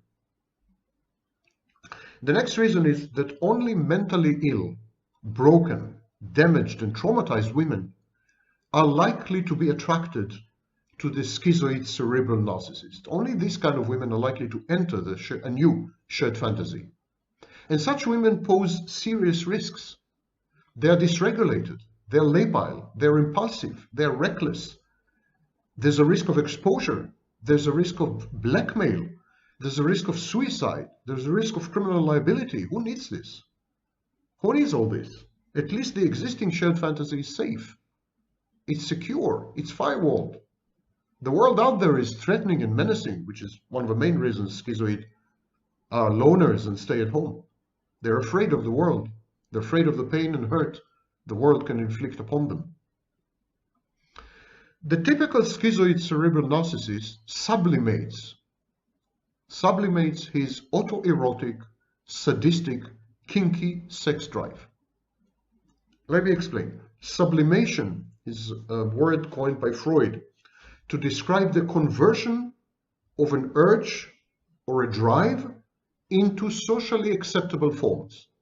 So you want to do something, it's not done, you shouldn't do it, consequences will be bad. So you take this energy and you change it into something socially acceptable. So for example, you want to have sex, and instead of having sex, you write a book. Instead of having sex, you engage in politics.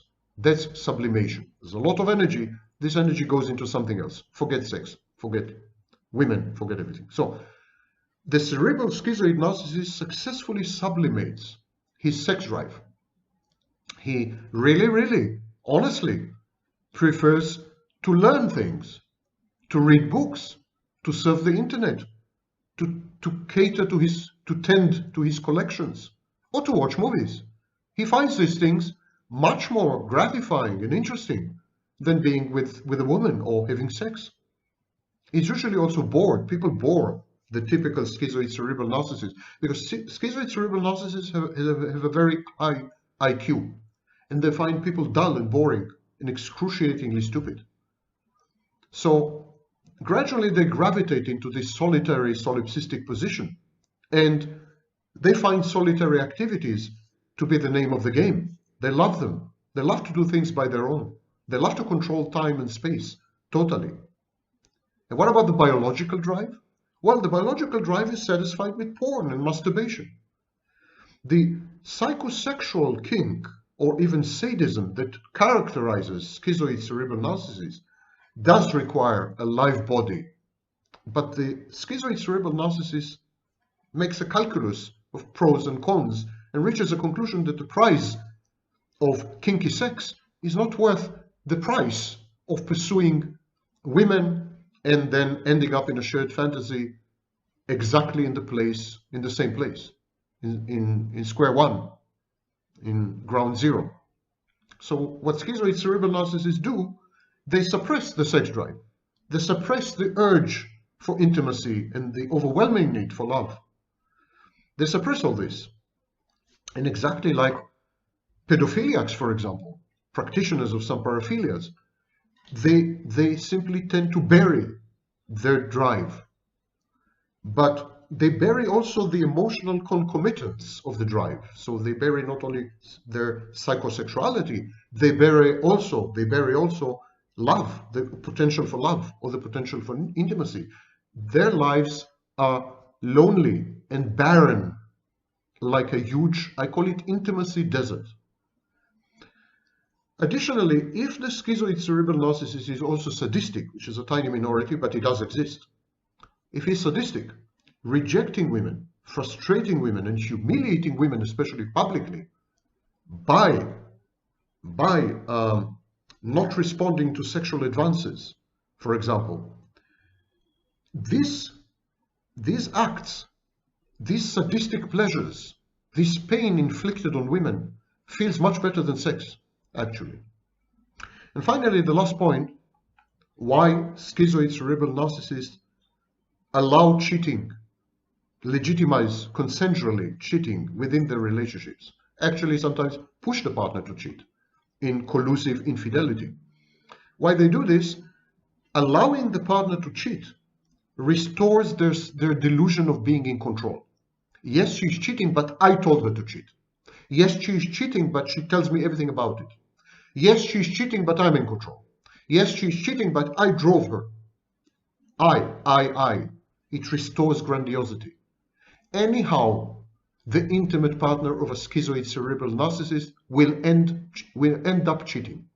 Cheating is inevitable and overwhelmingly abundant and prevalent in relationships with schizoid cerebral narcissists. So why not to put the base face on it? Why not to initiate it? Why not to preempt it? So that you can tell yourself, lie to yourself convincingly that you were the one who had started it all. That she would not have cheated had it not been for you. So you are still the master, you're still in control. Cerebral schizoid narcissists are therefore, as I said before, unboundaried. They never set boundaries in any of their relationships, by the way, not only romantic relationships. They let their partners behave and misbehave in every which way. They afford the partners unmitigated anarchic freedoms and a complete lack of scrutiny. Even when all the partners had abused these privileges with ostentatious and egregious serial cheating, for example, the schizoid cerebral narcissist never protests, never restrains them. Girlfriends, spouses, mates find this state of things absolutely beyond the pale. They don't know how to cope with it. They don't even know how to understand it. They resent this benign neglect. It feels like indifference. It feels like the schizoid cerebral narcissist doesn't care, doesn't mind. It doesn't feel like the schizoid cerebral narcissist is giving them any special liberty or is interested in their well-being and welfare. It doesn't feel like that. It feels like he simply doesn't care where they are, who they're with, and what they're doing. And so they can't get a rise. They can't get even a modicum of attention out of the narcissist, no matter how bad their escalated misconduct becomes.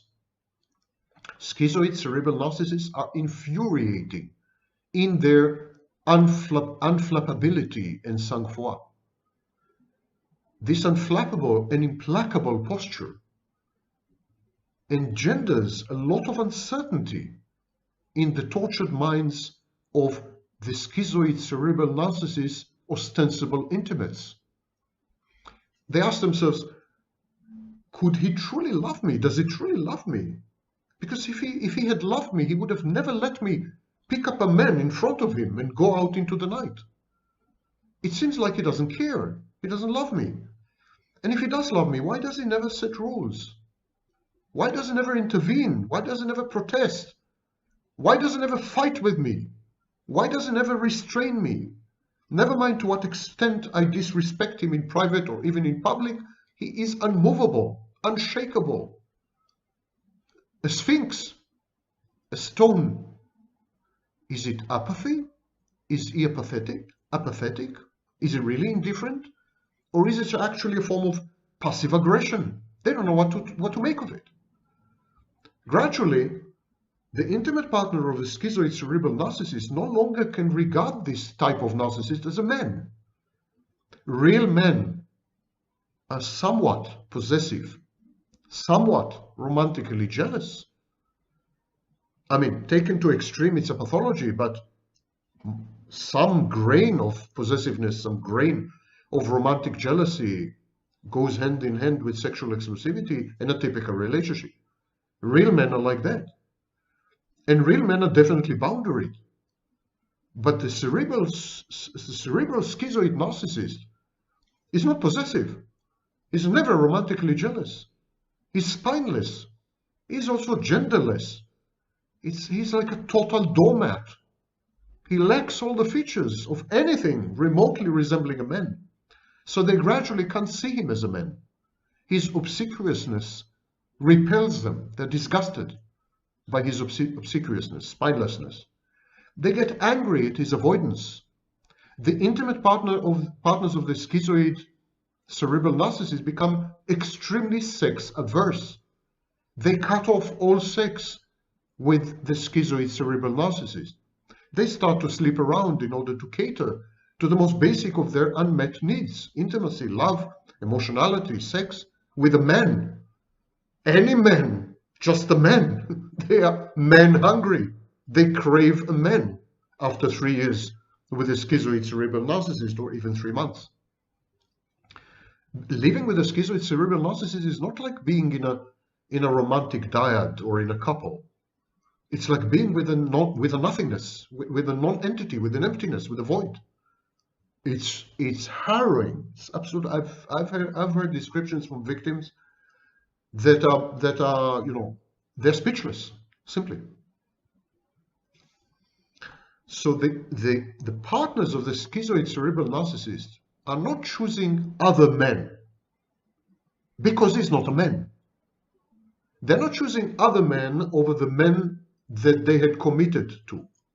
It's not like they had committed to the cerebral schizoid narcissist and now they're choosing another man. It's not men versus men. It's men versus nothing. They're not choosing another man.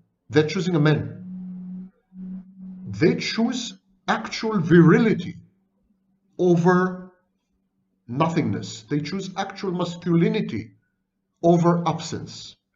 The entity back home, which is neither a man nor, frankly, human. These intimate partners, crying usually, in very bad shape, they don't do it willingly. Their dreams are shattered. Their illusions are broken, their fantasies are dead. They're in a horrible shape. But they're compelled to choose presence over absence, actual throbbing life over a pallid simulacrum, and warm, pulsating bodies of men over the dead flesh of the schizoid cerebral narcissist. The schizoid cerebral narcissist plays two adult roles, but they are fake adult roles. One is a father and one is a guru. And he plays these roles in order to secure the shared fantasy. But these roles are brief. They're context dependent. They're triggered by explicit requests. They're devoid of any true responsibilities, chores, or commitment. The investment in these roles is proportional to the expectations and the benefits that the narcissist derives. He's going to play the father, he's going to play the guru if there's something in it for him. You know, he's asking, what's in it for me?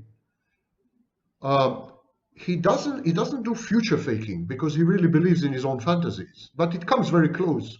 And it's a small part of the manipulative ploy, which also includes delusional role play by everyone involved. As the narcissist woman, as his intimate partner, begins to have emotional and sexual affairs and casual sex with other men, the narcissist, schizoid cerebral narcissist, does not experience, shockingly, any romantic jealousy. Actually, he doesn't experience any emotion. If you interrogate these schizoid cerebral narcissists, myself included, I would tell you, they would tell you, that the only sensation is relief, a sense of relief. Now I don't have to cater to her demands as a woman. Now she is someone else's problem. She has outsourced the potentially thorny and threatening issue, and she had stopped becoming a nuisance. I want to be alone, and I want to play, because I'm a child, and because I'm a schizoid. With a woman gun, imposing on another man's time and another man's resources, the schizoid cerebral narcissists have now a regained mastery of his life. He feels euphoric. He feels liberated, you know, like the movie Home Alone, when the child is home alone, when the nagging adults are all gone. That's how he feels when his wife is sleeping with another man, when his girlfriend is dating another man, when they're both absent all night and come back drunk in the morning. He still feels elated, he feels relieved, he feels liberated. It's not his problem anymore. Nuisance is busy elsewhere. I'm left to my pleasurable devices and time-consuming vocations or avocations. I can finally be a child and play in the sandbox, unperturbed, unencumbered, and above all, unsupervised. The natural state of the schizoid cerebral narcissist, naturally, is schizoid. When he is successful, he feels empowered, he feels self-sufficient, and then he feels a bit sadistic. And when he fails, he withdraws in order to avoid narcissistic injuries and mortifications. But he is always, whether a success or a failure, is always solitary, is always introverted, and generates a constant stream of intellectual self-arousal and self-stimulation. He's alone with his books, in his library, in his study, with his collections, and he is the happiest ever. He's happy as a lark. He doesn't need anyone. He doesn't need the intrusion. He doesn't need the imposition. And he fulfills the guru father role only when the woman seeks advice or asks for money. He gives money freely and a lot to buy her off, to bribe her into staying. And so most of these women are transformed willy-nilly, inadvertently and unwillingly, are transformed into effective gold diggers because they're there for the money. They provide services, they get money. And then they finish the day's work. They titivate, put makeup, dress provocatively, and go out to hunt for men, for real men, because they don't have one at home. I said that all this is true unless and until the schizoid cerebral narcissist detects signs of imminent hurtful abandonment. And these signs include deception, and he is very good, because he has cold empathy, he's very good at spotting, detecting, and ferreting out lies. You can't pull the wool over the schizoid cerebral narcissist's eyes. You can't. He knows everything. He knows everything. He often pretends that he doesn't. He often is silent about it because he doesn't care. But trust me, he knows absolutely everything. Much more than you think that he knows. And without spying on you. He's a great mind reader. So, when he spots detection, when he spots indifference, overt disrespect, hatred, spite, vindictiveness, impulsivity, recklessness, malice in his intimate partner, he knows she's about to bail out. She's about to abandon ship. She's about to break up with him. She's about to abandon him. And then he enters panic mode. He catastrophizes and he reacts with rage and very rigid, possessive boundary setting. Usually way too late, but he does. What is the role of deception or deceptiveness in all this? Deception includes all the famous acts: secret assignations, lies, counterfactual claims of love and amity, abrupt and incomprehensible behavioral alterations, clandestine communication, denial of access to information, secretiveness. These are all hallmarks of deception.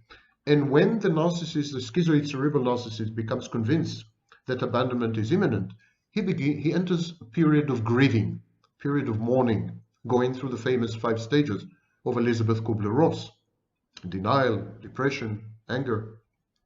He mourns the demise of the shared fantasy, which was founded on total trust in the mother, and now this trust is irretrievably lost. Mind you, he's not mourning you. He's not mourning the fact that you will be out of his life, gone forever. He will never hear from you again. That's not what he's mourning. He's mourning the shared fantasy. He's mourning the fact that it was so good while it lasted, and now it doesn't last. And he catastrophizes the future deleterious intentions and actions of his intimate partner. Now she becomes a persecutory object, an internalized enemy. Her snapshot is converted, and he demonizes her, devalues her, and anticipates the worst.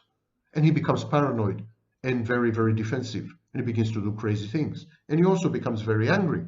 He regards any attempt to lie to him or to deceive him as a challenge to his grandiose omniscience, and a sign that he is not as feared, admired, respected, and held in awe as he had imagined himself to be.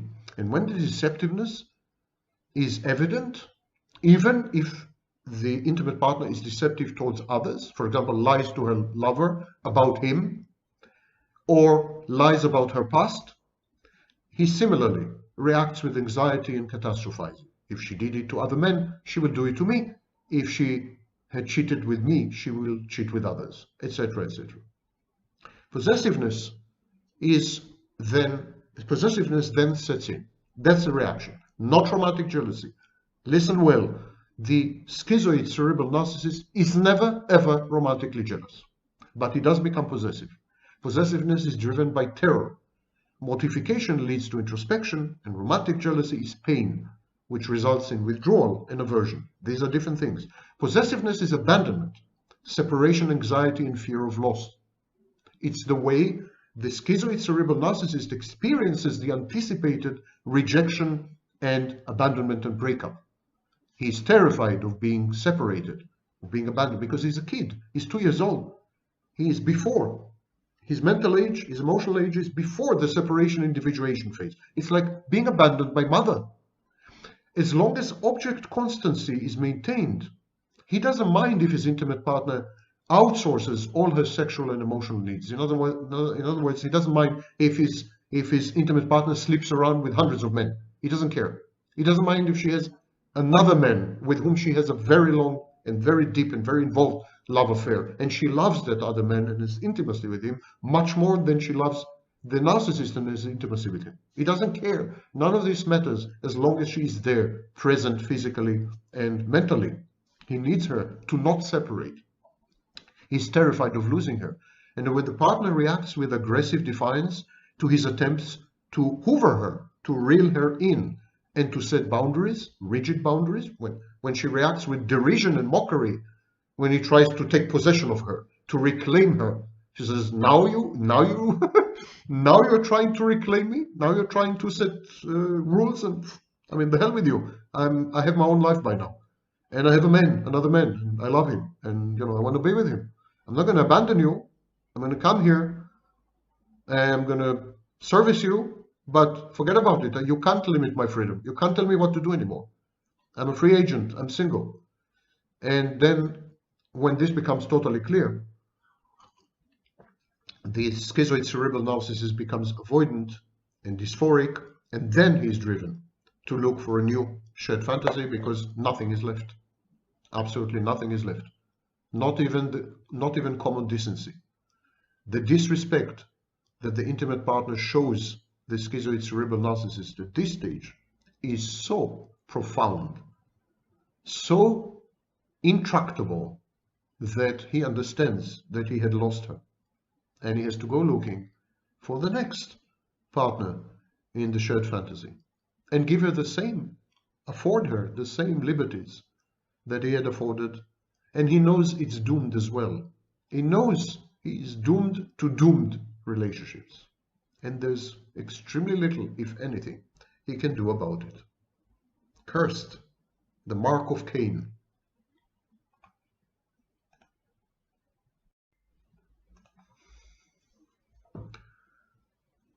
What about cerebral narcissists? Why do cerebral narcissists choose women who have normal sexuality? Why do they go after women who are hypersexual, have a very strong sex drive? Why do they court and flirt and groom and love bomb promiscuous women like my Minnie? Why, in other words, do cerebral narcissists choose manifestly and patently wrong partners for them, sexually incompatible partners? It's not only a question of promiscuity. It's not only a question of being histrionic. It's not only a question of going after flirtatious and seductive women, going after somatic narcissistic women, or even going after borderline and psychopathic women, which cerebrals do habitually. Even when they court, even when they try to team up with a sexually healthy woman, they are courting not the woman, but they're courting disaster, because it's going to end badly. The mismatch between the cerebral's absent sex drive and the healthy woman's sex drive is likely to end in pain, hurt, cheating, betrayal, and catastrophe. Cerebral narcissists are known for their cerebral power. That's why they're called cerebrals. They are highly intelligent. Some of them are even professors of psychology. They know everything. They know how it's going to end. Why do they keep pursuing the same thing? What is this repetition compulsion? What do they hope to accomplish? There is a saying that madness is trying to do the same thing over and over and over again, hoping for a different outcome. But here's the crux. Here's the gist of it. The cerebral narcissist is not expecting a different outcome. He expects the very same outcome. And he is courting this outcome. And we're going to discuss it shortly. I'm going to give you 6 reasons why the cerebral narcissist had chosen you as his intimate partner. 6 reasons, because Sam Vaknin never leaves any stone unturned and any woman unstoned. Okay, my name is Sam Vaknin. I'm the author of Malignant Self-Love, Narcissism Revisited, and a host of other books and ebooks and videos and you name it on narcissism and other personality disorders. I'm also a professor of psychology, as I've already mentioned 6 times in this video, talking about grandiosity. Okay, Shuvavim, cool it, chill, take a smoke, take a joint, and watch this video. The cerebral narcissist is aware, fully aware, of his essential asexuality. Why do I say that the cerebral narcissist is asexual? After all, for example, he consumes pornography. He masturbates.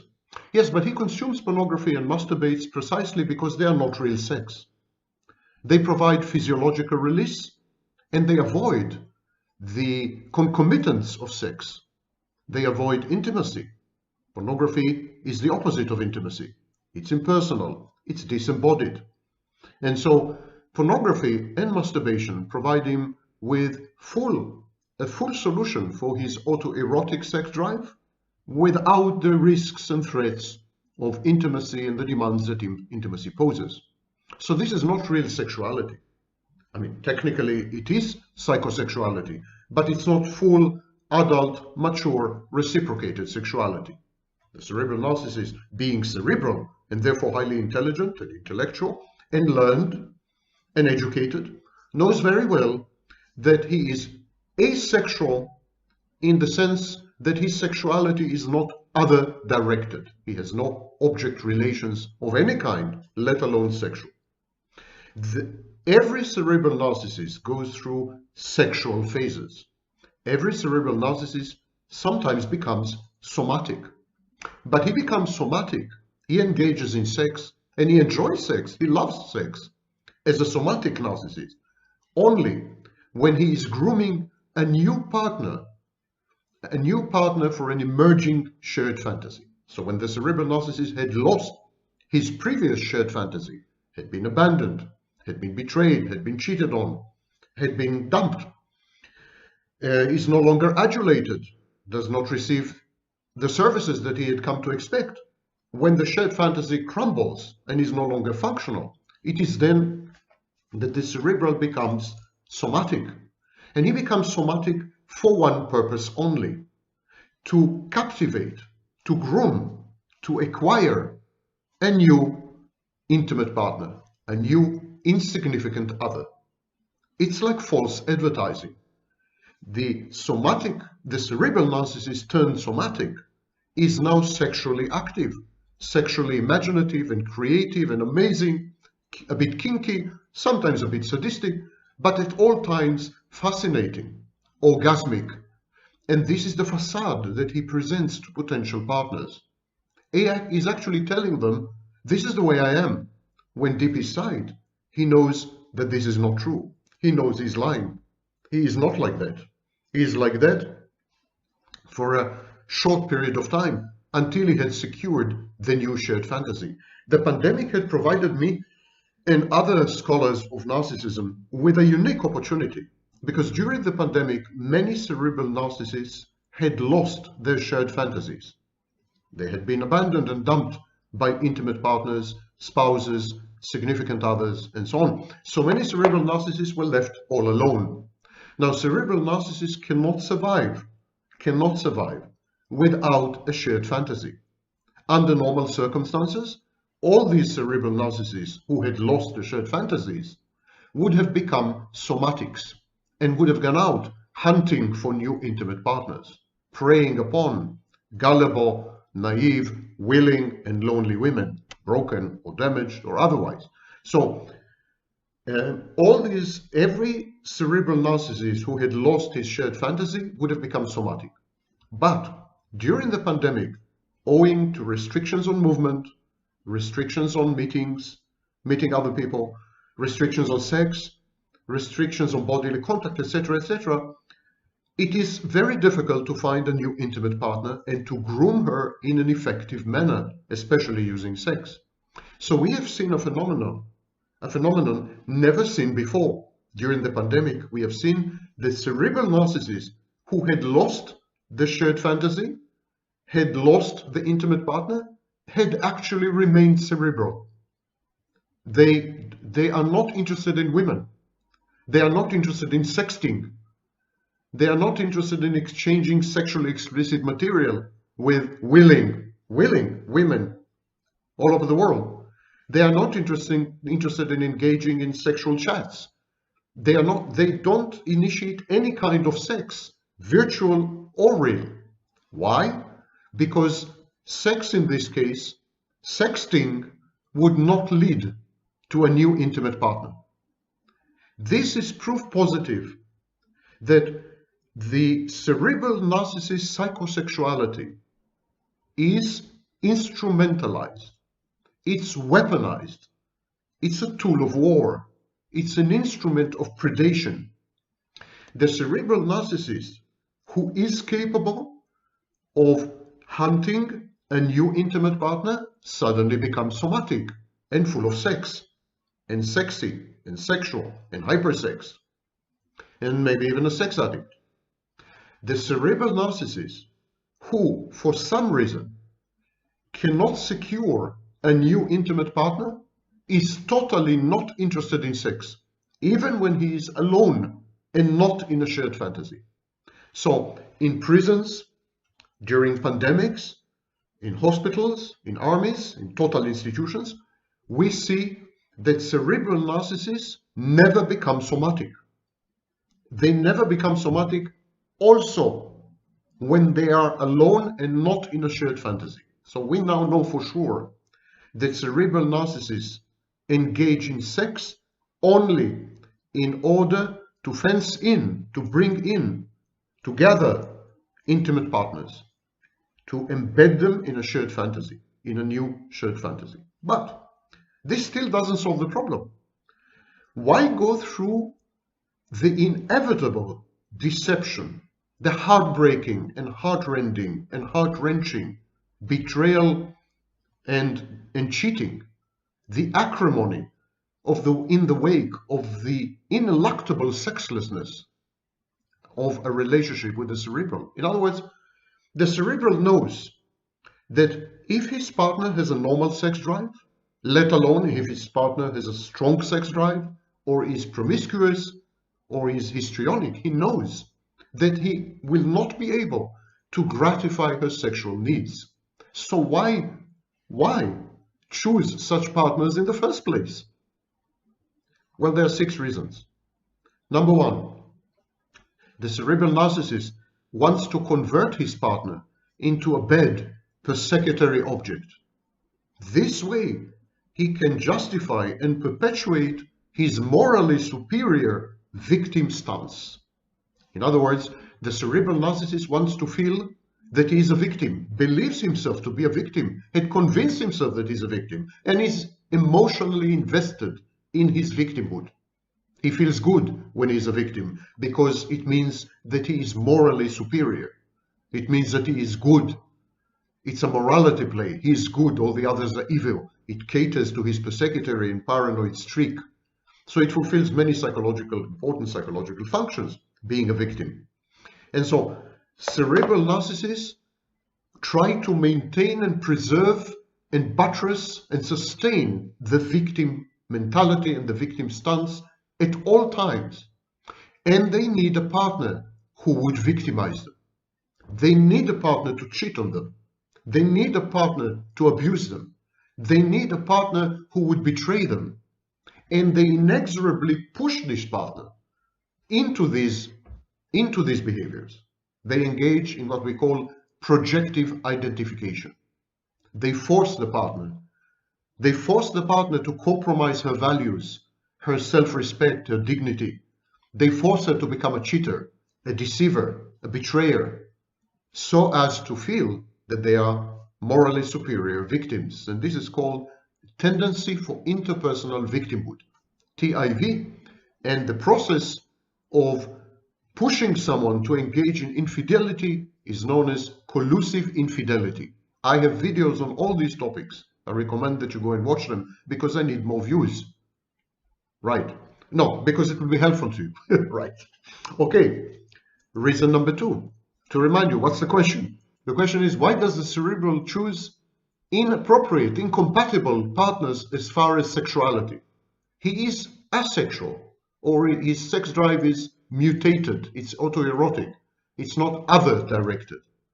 So if he has an immature infantile sex drive, Why does he choose mature, sexed, hypersexed, promiscuous, histrionic, or simply healthy, sexually healthy women?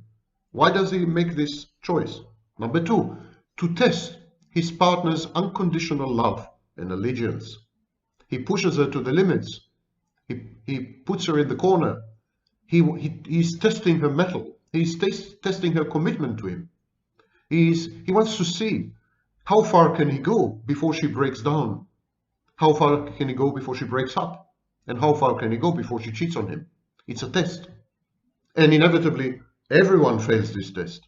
And this gratifies the narcissist no end, because it means that he is omnipotent. He knows everything and omniscient. So, by pushing his partner to behave in ways that the cerebral narcissist had anticipated, it gratifies his grandiosity, because it means that he has control over the partner. He can make her do things. This is called internal mortification. He can make her do things, and it also means that he's a genius, because he had predicted and he had known full well that she's going to cheat on him. And here, she's cheating on him. Proof? He's a victim. He's a genius. So the narcissist's grandiosity benefits from the misconduct of his intimate partner, so he pushes her to misbehave. Number three, he wants to control his partner. He wants to control her by making her feel guilty, by making her feel ashamed. He controls her via her guilt and shame over her inevitable misbehavior with men. She simply seeks to cater to the most basic of human needs. She wants love. She wants intimacy. She wants sex. The cerebral narcissist withholds all these from her, intentionally, deliberately.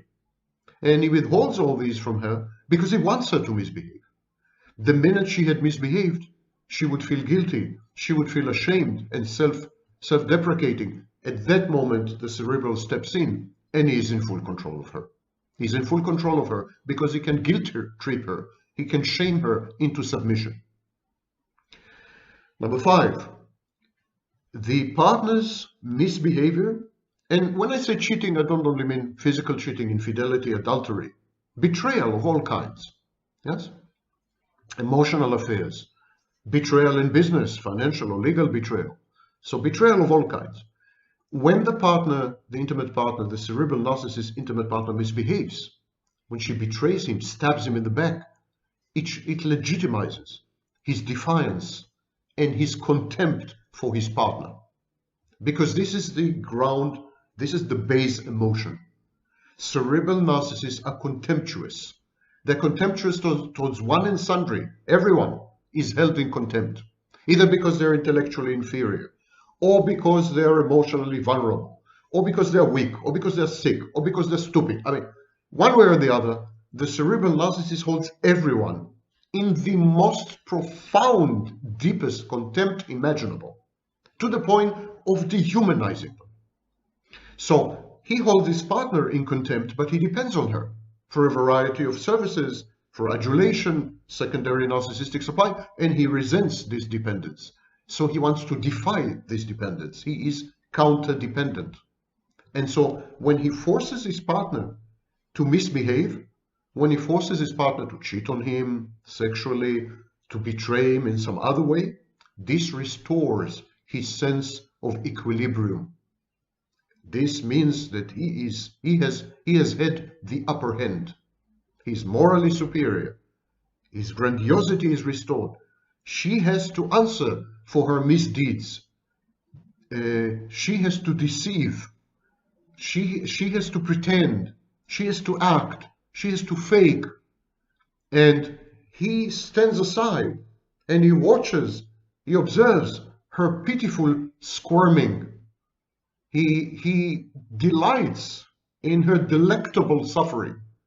He smugly grins behind, So, and then when it's all over, when she is prostrate, when she's a carpet, when she had been rendered a doormat, when she had compromised and sacrificed every figment of her self-respect, when she had prostituted herself to strangers, when she had drunk herself to oblivion, when she had misbehaved in every conceivable way, when she is ashamed mainly of herself, unable to look at herself in the mirror, at that point, the cerebral narcissist steps in.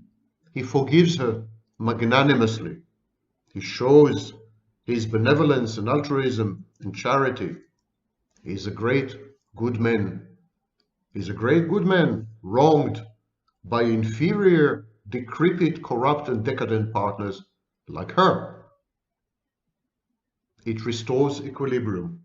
He is God, a forgiving God, a Christian God, and she is the wayward nation of Israel.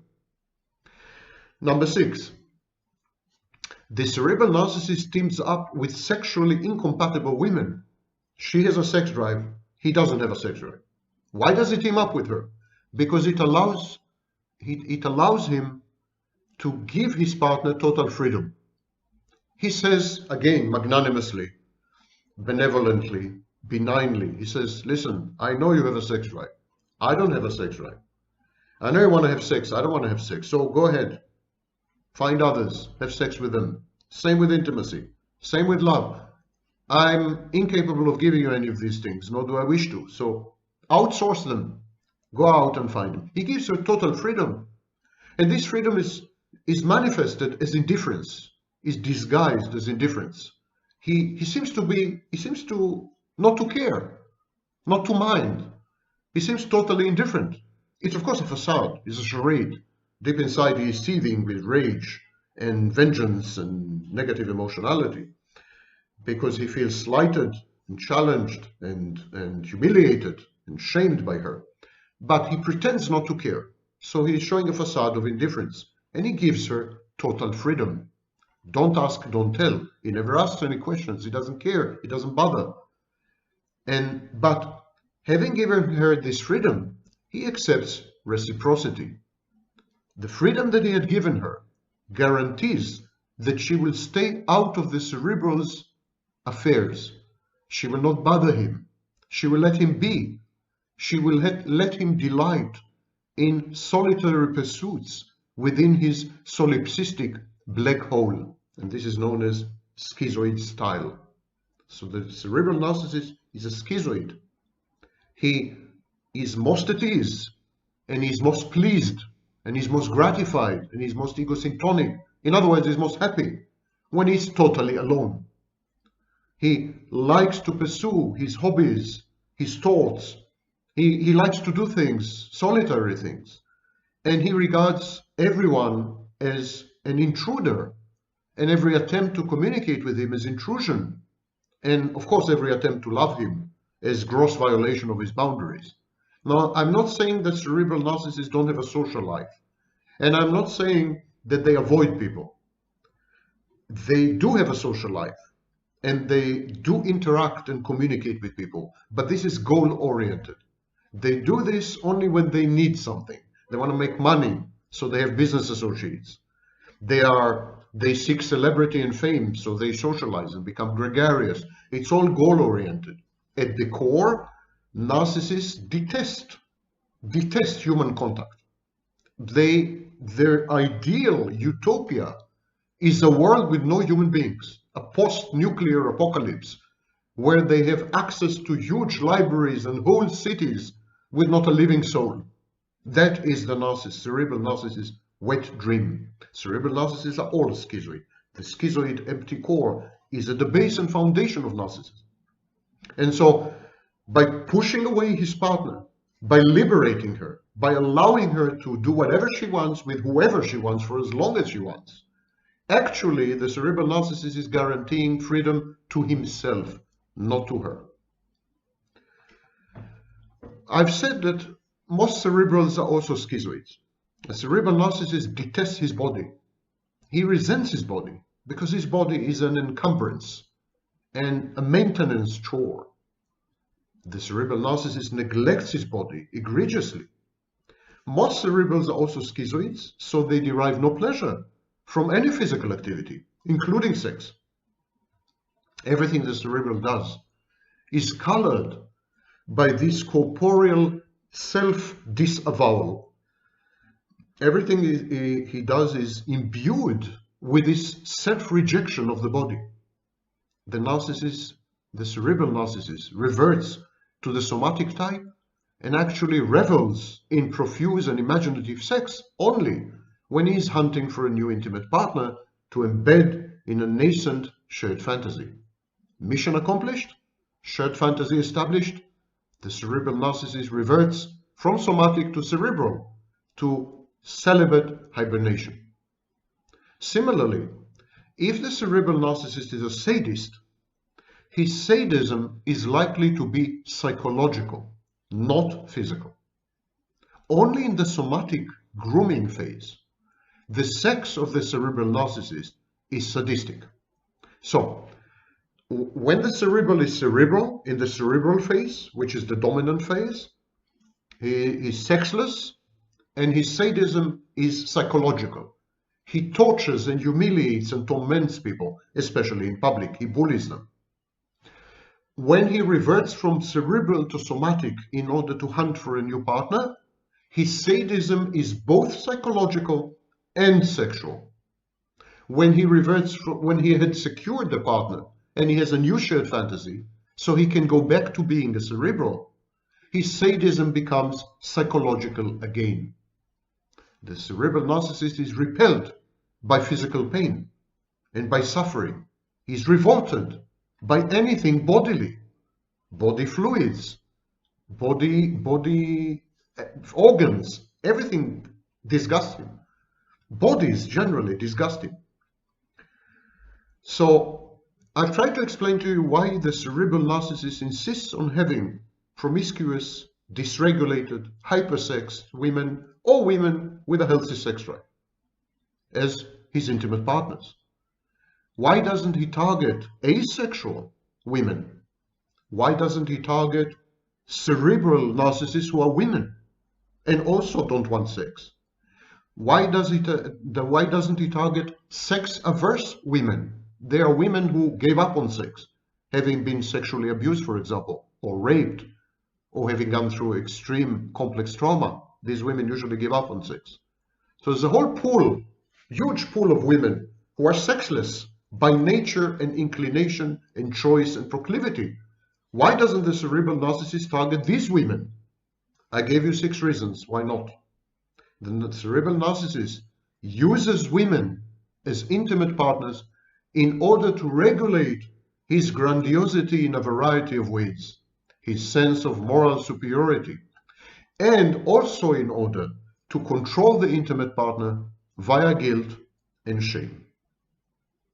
You have been forewarned.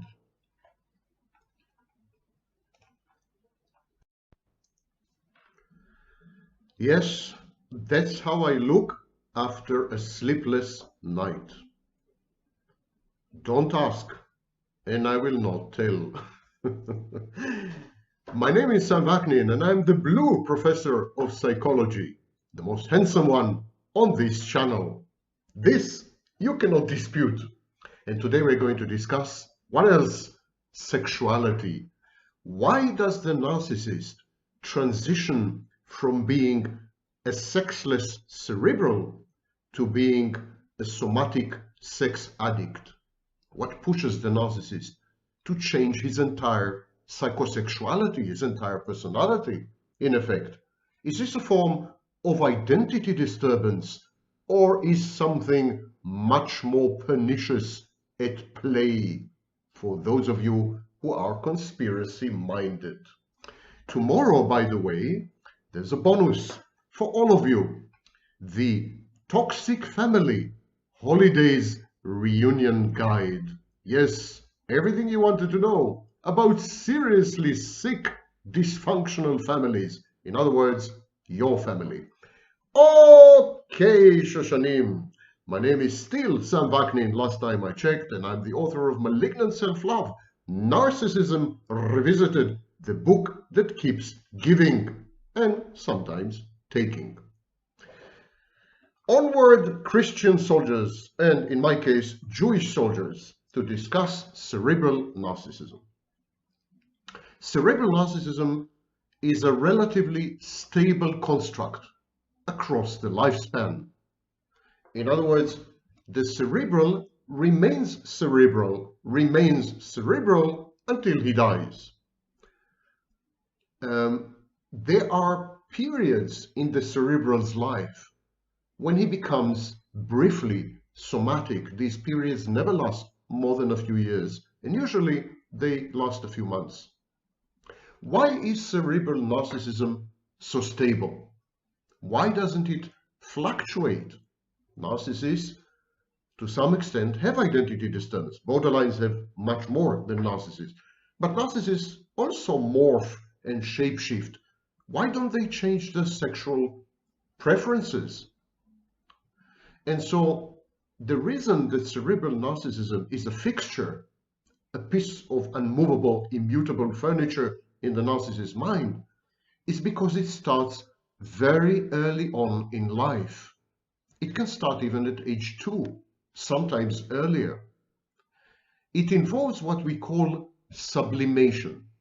Sublimation is when the sex drive is converted into other types of activities which do not involve sex and have no sexual nature at all.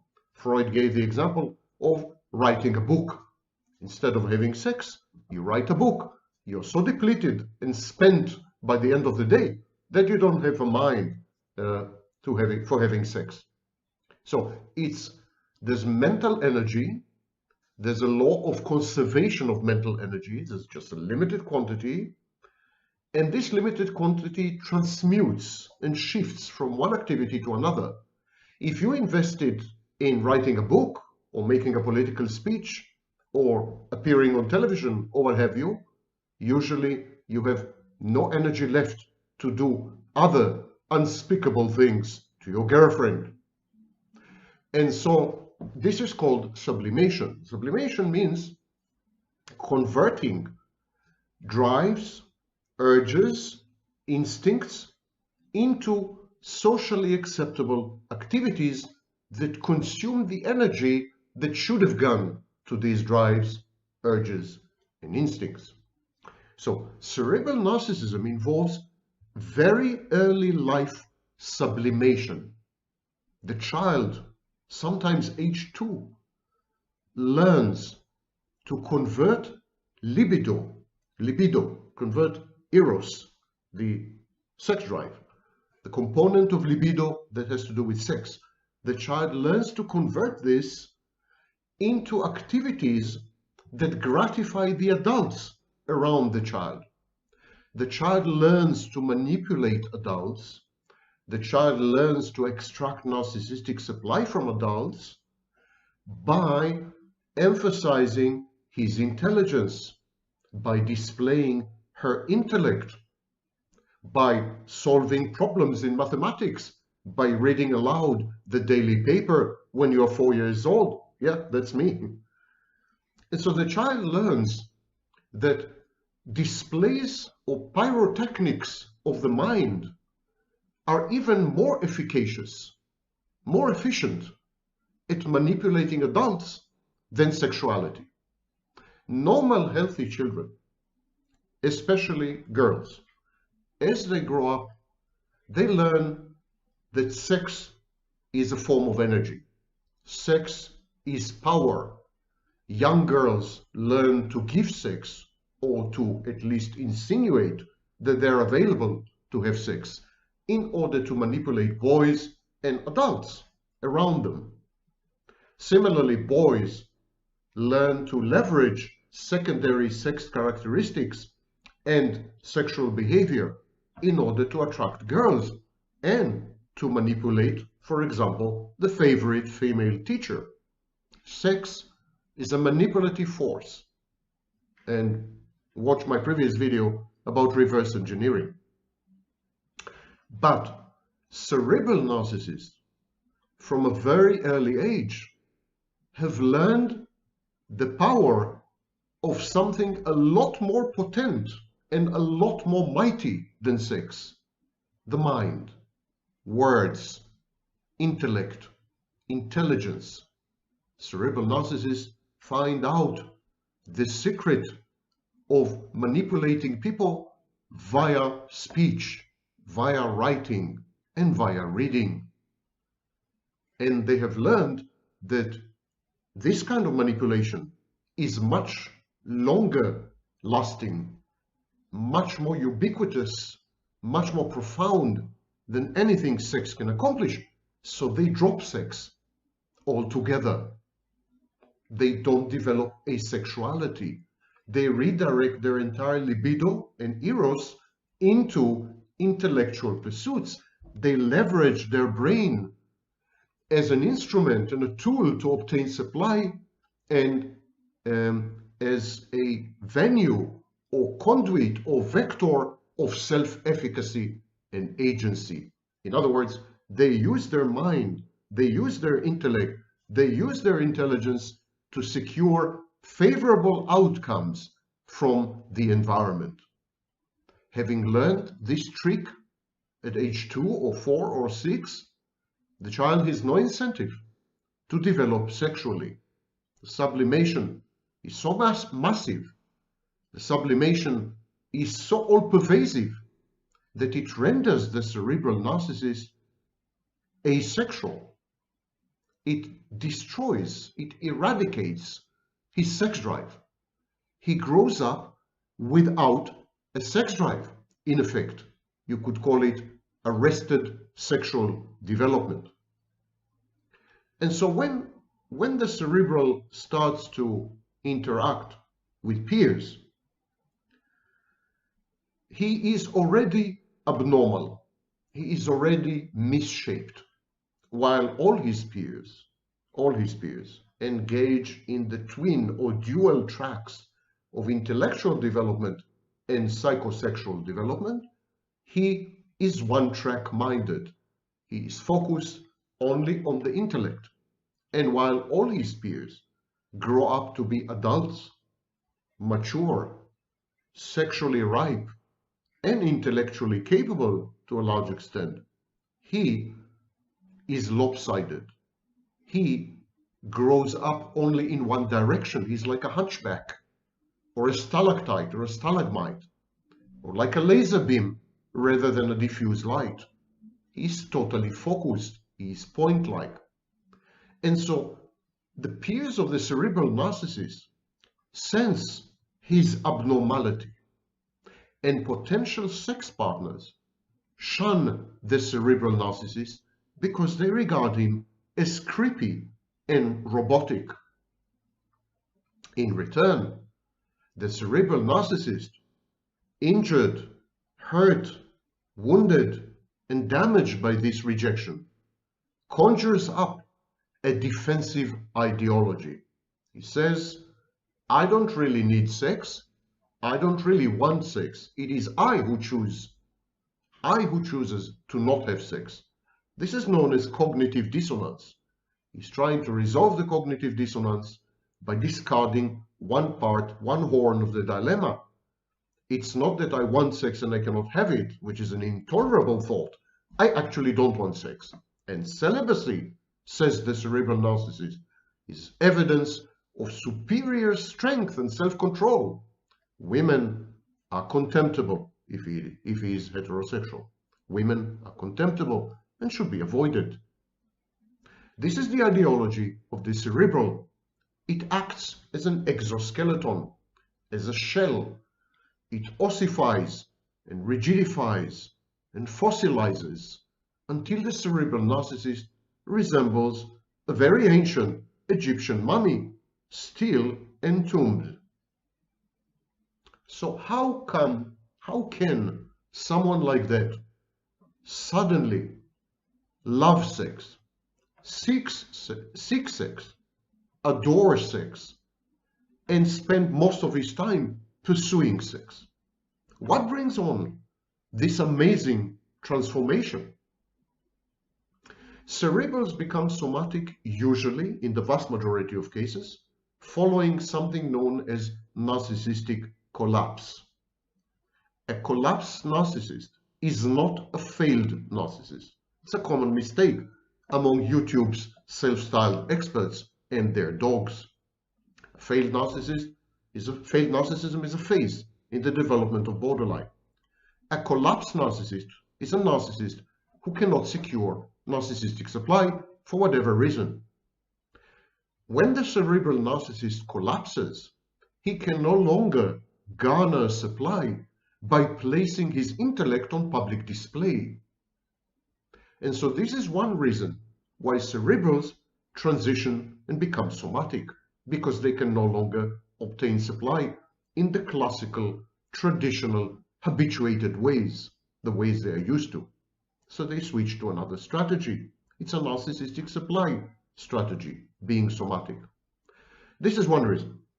The second reason, or second possibility, is when the cerebral is offered the opportunity to obtain a quick fix of narcissistic supply via sex.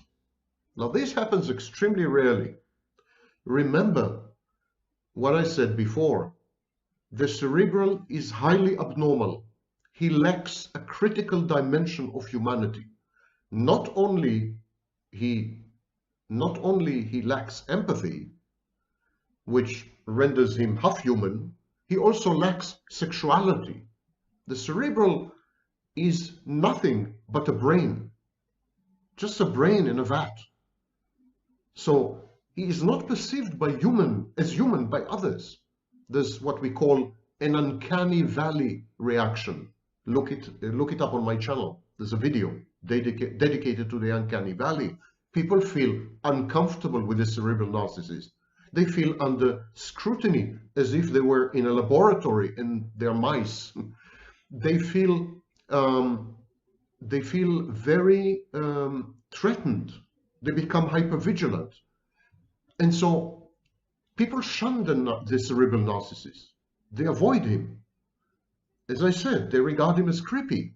So it's extremely rare for the cerebral narcissist to come across a sexual opportunity, and especially a sexual opportunity which would elevate his self-esteem, buttress his grandiosity, and thereby constitute narcissistic supply. But when this rarity happens, when this singular event happens, the cerebral narcissist becomes somatic just in order to take advantage of this opportunity. When the cerebral narcissist becomes a somatic narcissist, when he metamorphosizes and transitions, he resembles very much a sex addict. He is incapable of empathy or attachment or bonding or even perceiving external objects. He's a narcissist, remember. So instead, he uses bodies. He increases his body count. He uses body count as kind of meter of success. Body count becomes the narcissistic supply. And this applies to men especially, but also to women who are cerebral narcissists and have turned somatic, from zero to hero. Finally, there's another reason for such a startling transformation.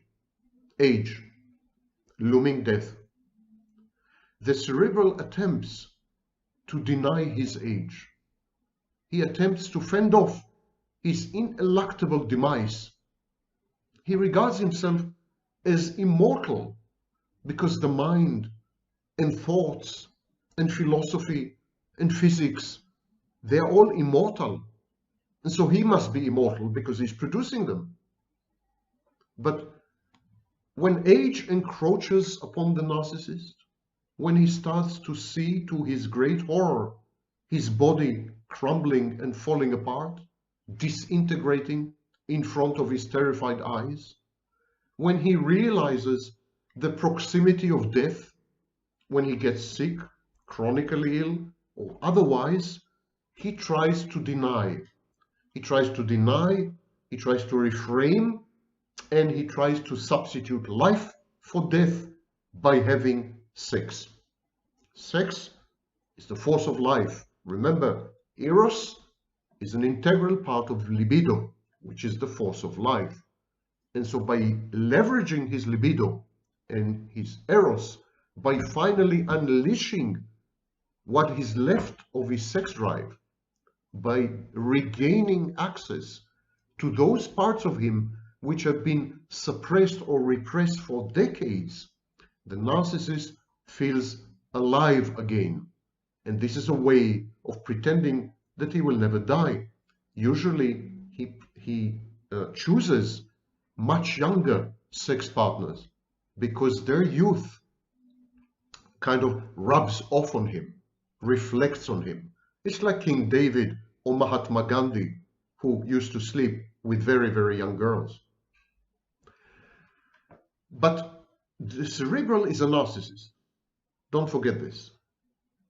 He is now, having transitioned to the somatic type, he is now a sex addict. But his sex is still compulsive, a little coercive, and always autoerotic, masturbatory. Narcissist uses other people's bodies as animated dildos or sex dolls. The partners are fungible and forgettable to a large extent. There is one exception to this, and it is when the partner is actually mentally ill, when the partner is unhealthy. When the partner is, for example, borderline, it caters to the narcissist's grandiosity as a healer or a fixer. And so this is the only case where the partner would not be considered dispensable or replaceable or interchangeable. More or less healthy partners would be forgotten soon enough, immediately after the sex. But when the narcissist comes across someone who needs help, someone who is damaged and broken, it provokes in him the guru instinct, the messiah complex, the savior, fixer, healing complex. And so it caters to his grandiosity, and he is likely to bond or attach to these kind of partners. The younger they are, the better, because, as I said, it imbues him with a new sense of life. Narcissists, cerebral and somatic, offer their partners, including sex partners, shared fantasy, a shared fantasy of some kind. The shared fantasy could be, I'm safe, you're secure, I'm stable, I'm a calming influence on you, I'll always be there for you, I will help you, I care about you. That's a shared fantasy in some way. Another type of shared fantasy is, we're going to have a family, we're going to get married, we're going to have children. So there's always a shared fantasy. And these shared fantasies usually incorporate a fresh start. Because remember, in this third possibility, in this third case, the cerebral transitions to somatic because he wants to forget about aging and about death. And the only way to do this is to team up with a young partner and have sex with her, which is a force of life, and then offer her a fresh start, which is typical of a much younger age.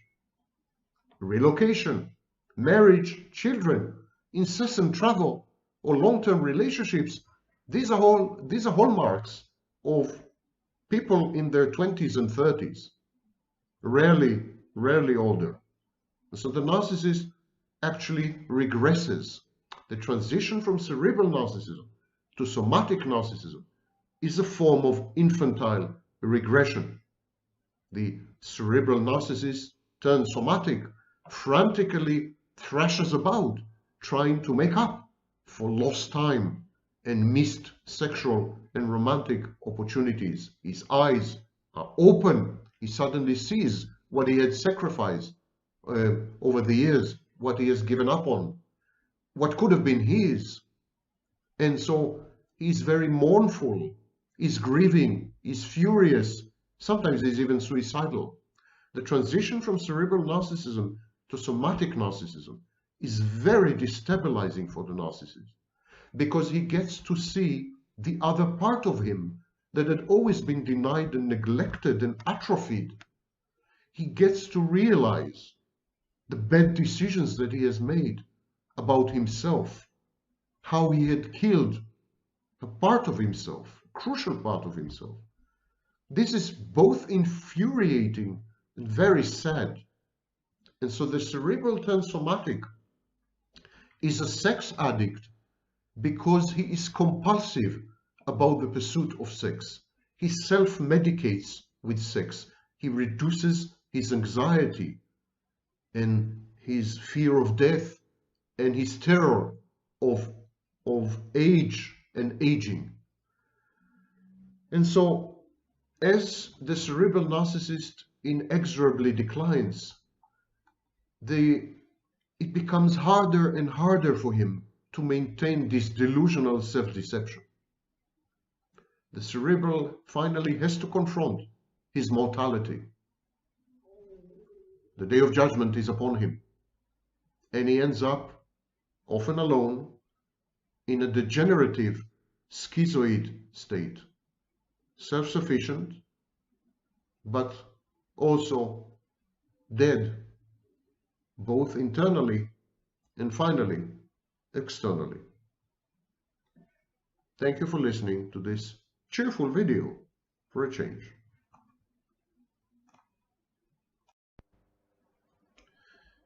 בוקר אור שושנים, סבח אל נור, דובר דן או דובו יוטרו.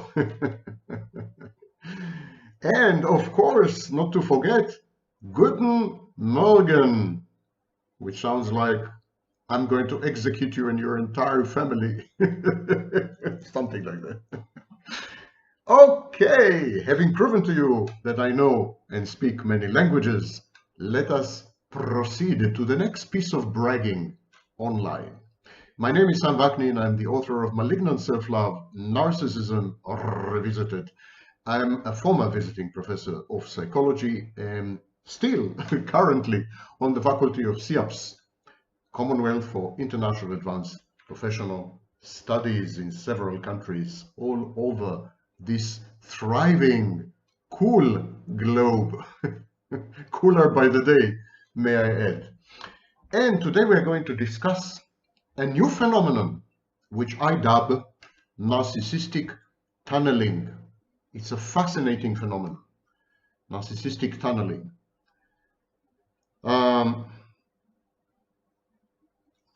I will not say anything further before we get to it, but you're well advised to listen to the entire video. I'll try to make it as short as possible. But before I go there, a comment about yesterday's video, peer rejection and how peer rejection creates narcissists, covert narcissists. Well, of course, not all rejected idiosyncratic children, not all children who are rejected by their peers become covert narcissists.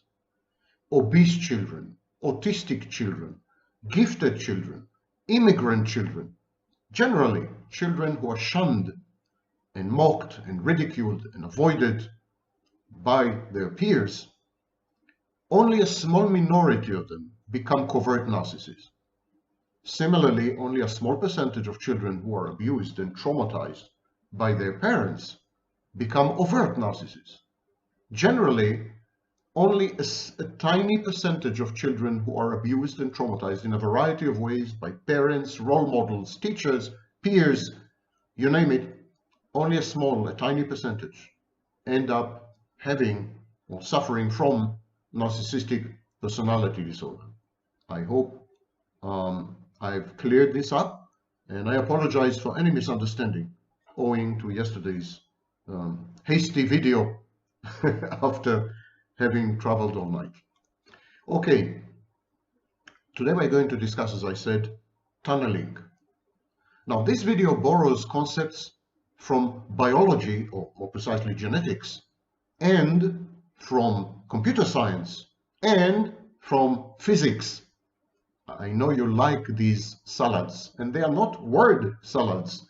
They are what is called multidisciplinarity, we need to borrow concepts from other fields, sometimes in order to elucidate or throw light on some issue in our own field. And this is a very, very useful practice. So start with recessive and dominant. An allele of a gene is said to be dominant when it effectively overrules a recessive allele. So every gene in the human body, every gene, period, has two alleles. One of them dominates and one of them is dominated, submissive, recessive.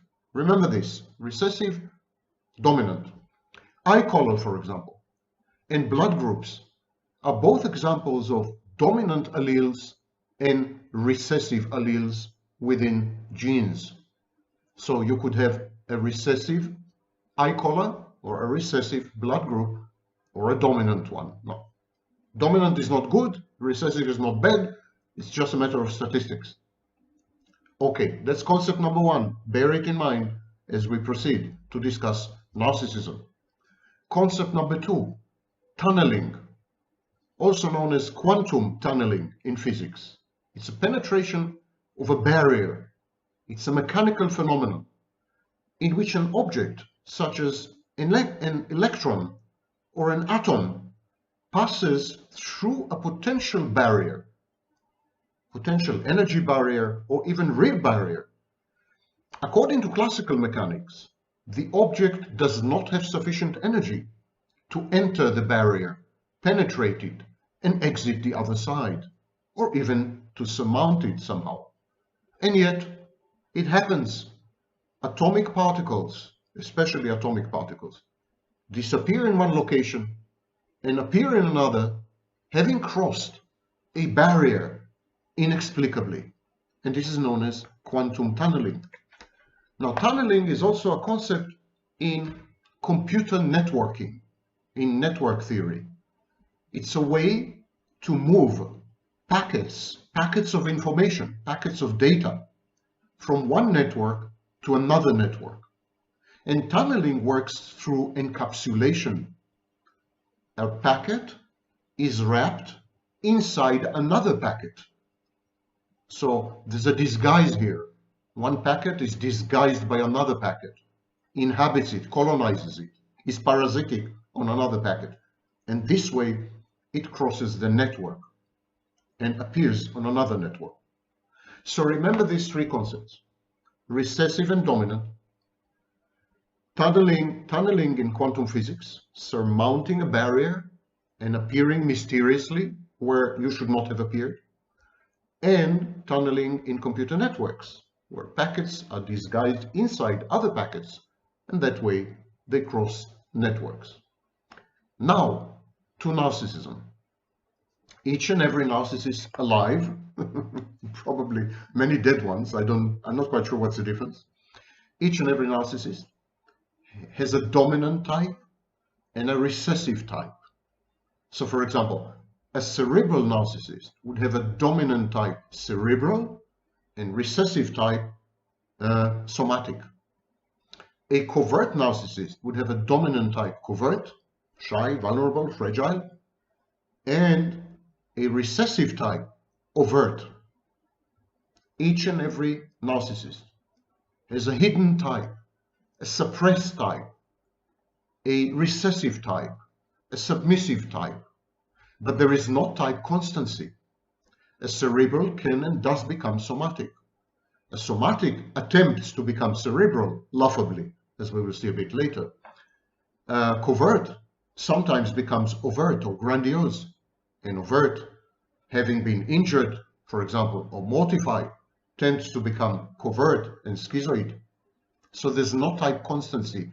It's all in flux, and the various types are reactive to the environment. They are cued by the environment. That's why I describe types of narcissists as self-states triggered by circumstances, cues from the environment, social cues, sexual cues, and so on. Okay? The recessive type in the narcissist, the traits of the recessive type, are expressed, they manifest only obliquely, only indirectly, only in disguised and camouflaged form. And this is the equivalent of what is called a hidden text. You know, a palimpsest? A palimpsest is a piece of parchment used to write on repeatedly different texts. Each time the palimpsest is scratched clean, scrubbed, and a new text is written on it. But the previous text is still somehow visible. For example, with X-rays. So the narcissist is a palimpsest. There is a hidden previous text which is suppressed, invisible, and there is a dominant text which is overt text, readable, visible to the naked eye. But the underlying text, the hidden text, is a dynamic of its own. And this recessive type, this hidden type, this captured type, it's like a hostage. It's like someone held in a cell, like the man in the Iron Mask. This hidden type manifests itself, expresses itself via the process of narcissistic tunneling. It crosses the barrier of the dominant type, disguised. So it is disguised. It disguises itself and then crosses the barrier of the dominant type. And suddenly we see the narcissist doing something which is atypical to his type. We see a cerebral narcissist, I don't know, exercising. We see a somatic narcissist reading a book or talking about philosophy. We see a covert narcissist suddenly becoming assertive and demanding narcissistic supply coercively. We see an overt or grandiose narcissist suddenly being subdued and shy. And so the hidden type, the repressed type, the suppressed, the recessive type of the narcissist erupts from time to time, explodes, gets out of control, but very briefly. There are only glimpses of the hidden type via the process of narcissistic tunneling. Now, let me give you examples, private cases, of this larger phenomenon, which I dubbed narcissistic tunneling, and I hope it will make things clear, or clearer. Take, for example, covert narcissists. Covert narcissists are passive-aggressive. They're envious. They're a bit malicious, inadvertently at least. Covert narcissists seethe with fury at their own collapse, at their inability to secure narcissistic supply. And yet, some covert narcissists are people pleasers. They are YouTubers who are self-styled moral crusaders, heroes, rescuers, savers, healers, and fixers. These are examples of covert narcissists who are essentially people pleasers. Now, people pleasing is a codependent trait. These are covert narcissists whose dominant type is covert narcissism, and latent type, hidden type, recessive type is codependent. That's why many covert narcissists masquerade as codependents, are easily mistaken for codependents, and are misdiagnosed with dependent personality disorder. It's because of the latent type, the hidden, the repressed type. So that's one example. Another example. Some covert narcissists are perennial and competitive victims. They can never do wrong. They are always wronged. They're always victimized, always tortured. They are always put upon. They are always in the right. They're always right. And that is an expression of their covert narcissism, because narcissists are always right. But they are right by attaining the high moral ground. They are right by becoming victims. So these are YouTubers who self-identify as victims and codependents. Indeed, These covert narcissists, the dominant type is covert narcissist. The latent type is codependent. I've given you two examples now of covert narcissists. There's the exact opposite. The flip side of this coin. These are YouTubers who out themselves as narcissists. By the way, for the historical record, I was the first person ever to out himself as a narcissist in 1995. So now there's a new crop of YouTubers who out themselves as narcissists. But these narcissists claim to be on a healing trajectory, recovering or recovered, in treatment. These are, of course, either lies, manipulative lies, or forms of extreme self-deception. So the dominant type here is overt, grandiose narcissist. And the hidden type would be psychopathic narcissist, manipulative, lies in order to accomplish goals, for example, views, or to make money on YouTube via advertising. These are narcissists who claim to be healing and changing and recovering and transforming and give false hope to their viewers. So this is completely psychopathic. So the latent type here is psychopath. The alternative is that they really believe their own BS. They really believe this fantasy, that they are somehow being transformed from narcissists to moral agents, healers, helpers, rescuers, and so on and so forth. And then we're talking about manipulative codependency, also known as control from the bottom.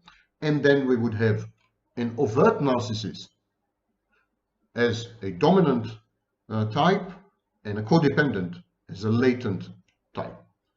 Actually, recently, there has been a study published which tends to substantiate my claim that empaths, people who claim to be empaths, may well be covert narcissists. You can go to the description and look for the link to this study. I just want to read to you something, a kind of summary of the study, and then you can go and find the study all on your own and read it and form your own opinion. The study is titled Signaling High Sensitivity to Influence Others. Initial evidence for the roles of reinforcement sensitivity, sensory processing sensitivity, and the dark triad. It was authored by Martina Kajik and Mauchin Moron. And they're not morons, trust me. The study is very fascinating. It's constructed very well in my view. They found, among other things, I must say, this is not the only conclusion, nor is it the dominant conclusion, but they found, among other things, that individuals with higher scores on dark personality traits, specifically narcissism and psychopathy, are more likely to engage in signaling high sensitivity. Empaths. Yes, empaths. I've been saying for years that empaths are covert narcissists. The authors continue. They signal high sensitivity in order to influence others, these narcissists and psychopaths.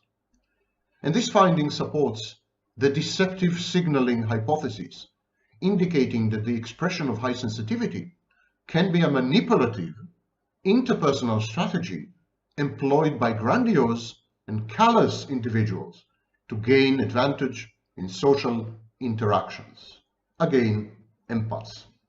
So empaths are perfect examples of covert narcissists as the dominant type, but with a recessive type of codependent or psychopathy.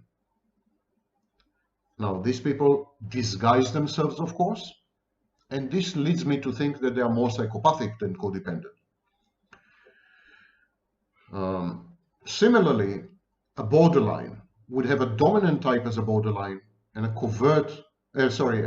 latent type or a hidden type or a recessive type as a secondary psychopath, but that's only in extreme stress-related situations, when the borderline is abandoned or rejected, and she decompensates and acts out as a secondary psychopath. Let's proceed. A cerebral narcissist. Cerebral narcissists are divorced from their own bodies. They hate their bodies. They don't want to invest anything in their bodies. They don't exercise, they're not fit. They rarely take care of their medical problems, they neglect themselves, and so on and so forth, because cerebrals value only their brains. They obtain and secure narcissistic supply by deploying their intellectual gifts. But there are cerebrals who enjoy food. The enjoyment of food, being a gourmet, dedicating a lot of time to cooking and eating and savoring the various tastes, that's not only a form of self-soothing. That is a manifestation and an expression of the latent, hidden, recessive type of somatic. So the dominant type is cerebral narcissist. The cerebral narcissist rejects and loathes and hates his body. But then there is a recessive type, a hidden type, a latent type of a somatic. And the somatic enjoys food, which is essentially a sensory experience involving almost exclusively the body. Similarly, cerebral narcissists may have somatoform disorders. They may have a distorted body image, negative or positive. They may develop hypochondriasis, anxiety related to illness. They may have an eating disorder, or they may be autoerotic and masturbate compulsively. They derive pleasure from masturbating and from redirecting the sex drive at themselves as a sex object. That is a somatic thing. That's not a cerebral thing. So a cerebral who masturbates compulsively has a dominant type cerebral and a somatic type. And the somatic type, which is latent and hidden and recessive, erupts, comes to the surfaces by masturbating, or by eating, or by having an imperfect body image, or an eating disorder. So it's an example of narcissistic tunneling. Another example of narcissistic tunneling is a somatic narcissist. Now, somatic narcissists have become somatic because they are not very endowed intellectually. They may be eloquent, they may be able to put words together in a very impressive way, but they are not original, and they are not creative, and they are not truly very intelligent. They are just mimics. They know how to imitate intelligent people effectively and efficaciously. So, a somatic is someone who gave up on his intellect as a way to secure narcissistic supply and has cultivated and nurtured his body and his body functions as ways to obtain supply. And yet every somatic has a recessive, latent, hidden type as a cerebral. Every cerebral is a somatic. Every somatic is a cerebral. It's a dominant type and a recessive type. The somatic's recessive type is the cerebral. So we find these somatic narcissists or covert somatic narcissists philosophizing, engaging in philosophy, or creating an ideology around sexual conquests, around dating, around gender issues, around relationships, around martial arts, around bodybuilding, around exercise. We can find these covert somatics or somatics becoming health nuts, or amateur medical doctors, or wannabe therapists, or coaches, or what have you. These are all cerebral pursuits. This is the way the cerebral, recessive, latent, hidden type expresses or manifests itself via the barrier of the somatic dominant type. This is the way the cerebral, latent, hidden type tunnels through the somatic barrier, the somatic dominant type. Similarly, a covert may volunteer in high visibility projects or campaigns, virtue signaling in victimhood movements. He may initiate personal, heroic morality crusades. He may join narcissistic, overtly grandiose narcissistic institutions or collectives. These are all acts which are far more typical of the grandiose, overt narcissist. And so the dominant type is a grandiose, overt narcissist, but the covert expresses itself, manifests through the layer of dominant grandiosity by acting in ways which signal morality, virtue, and victimhood.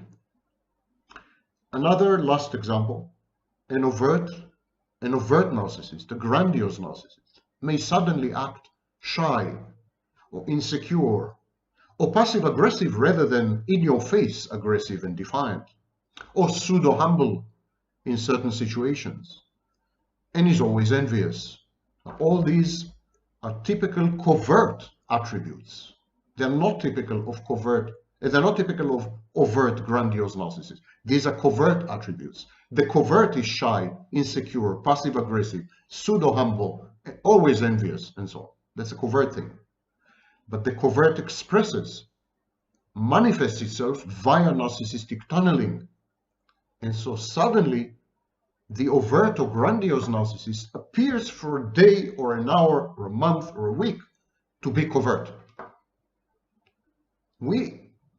Narcissistic tunneling teaches us that there is an ongoing power play and competition between the dominant type and the recessive type, and that sometimes the recessive type has the upper hand and manifests and expresses itself via narcissistic tunneling.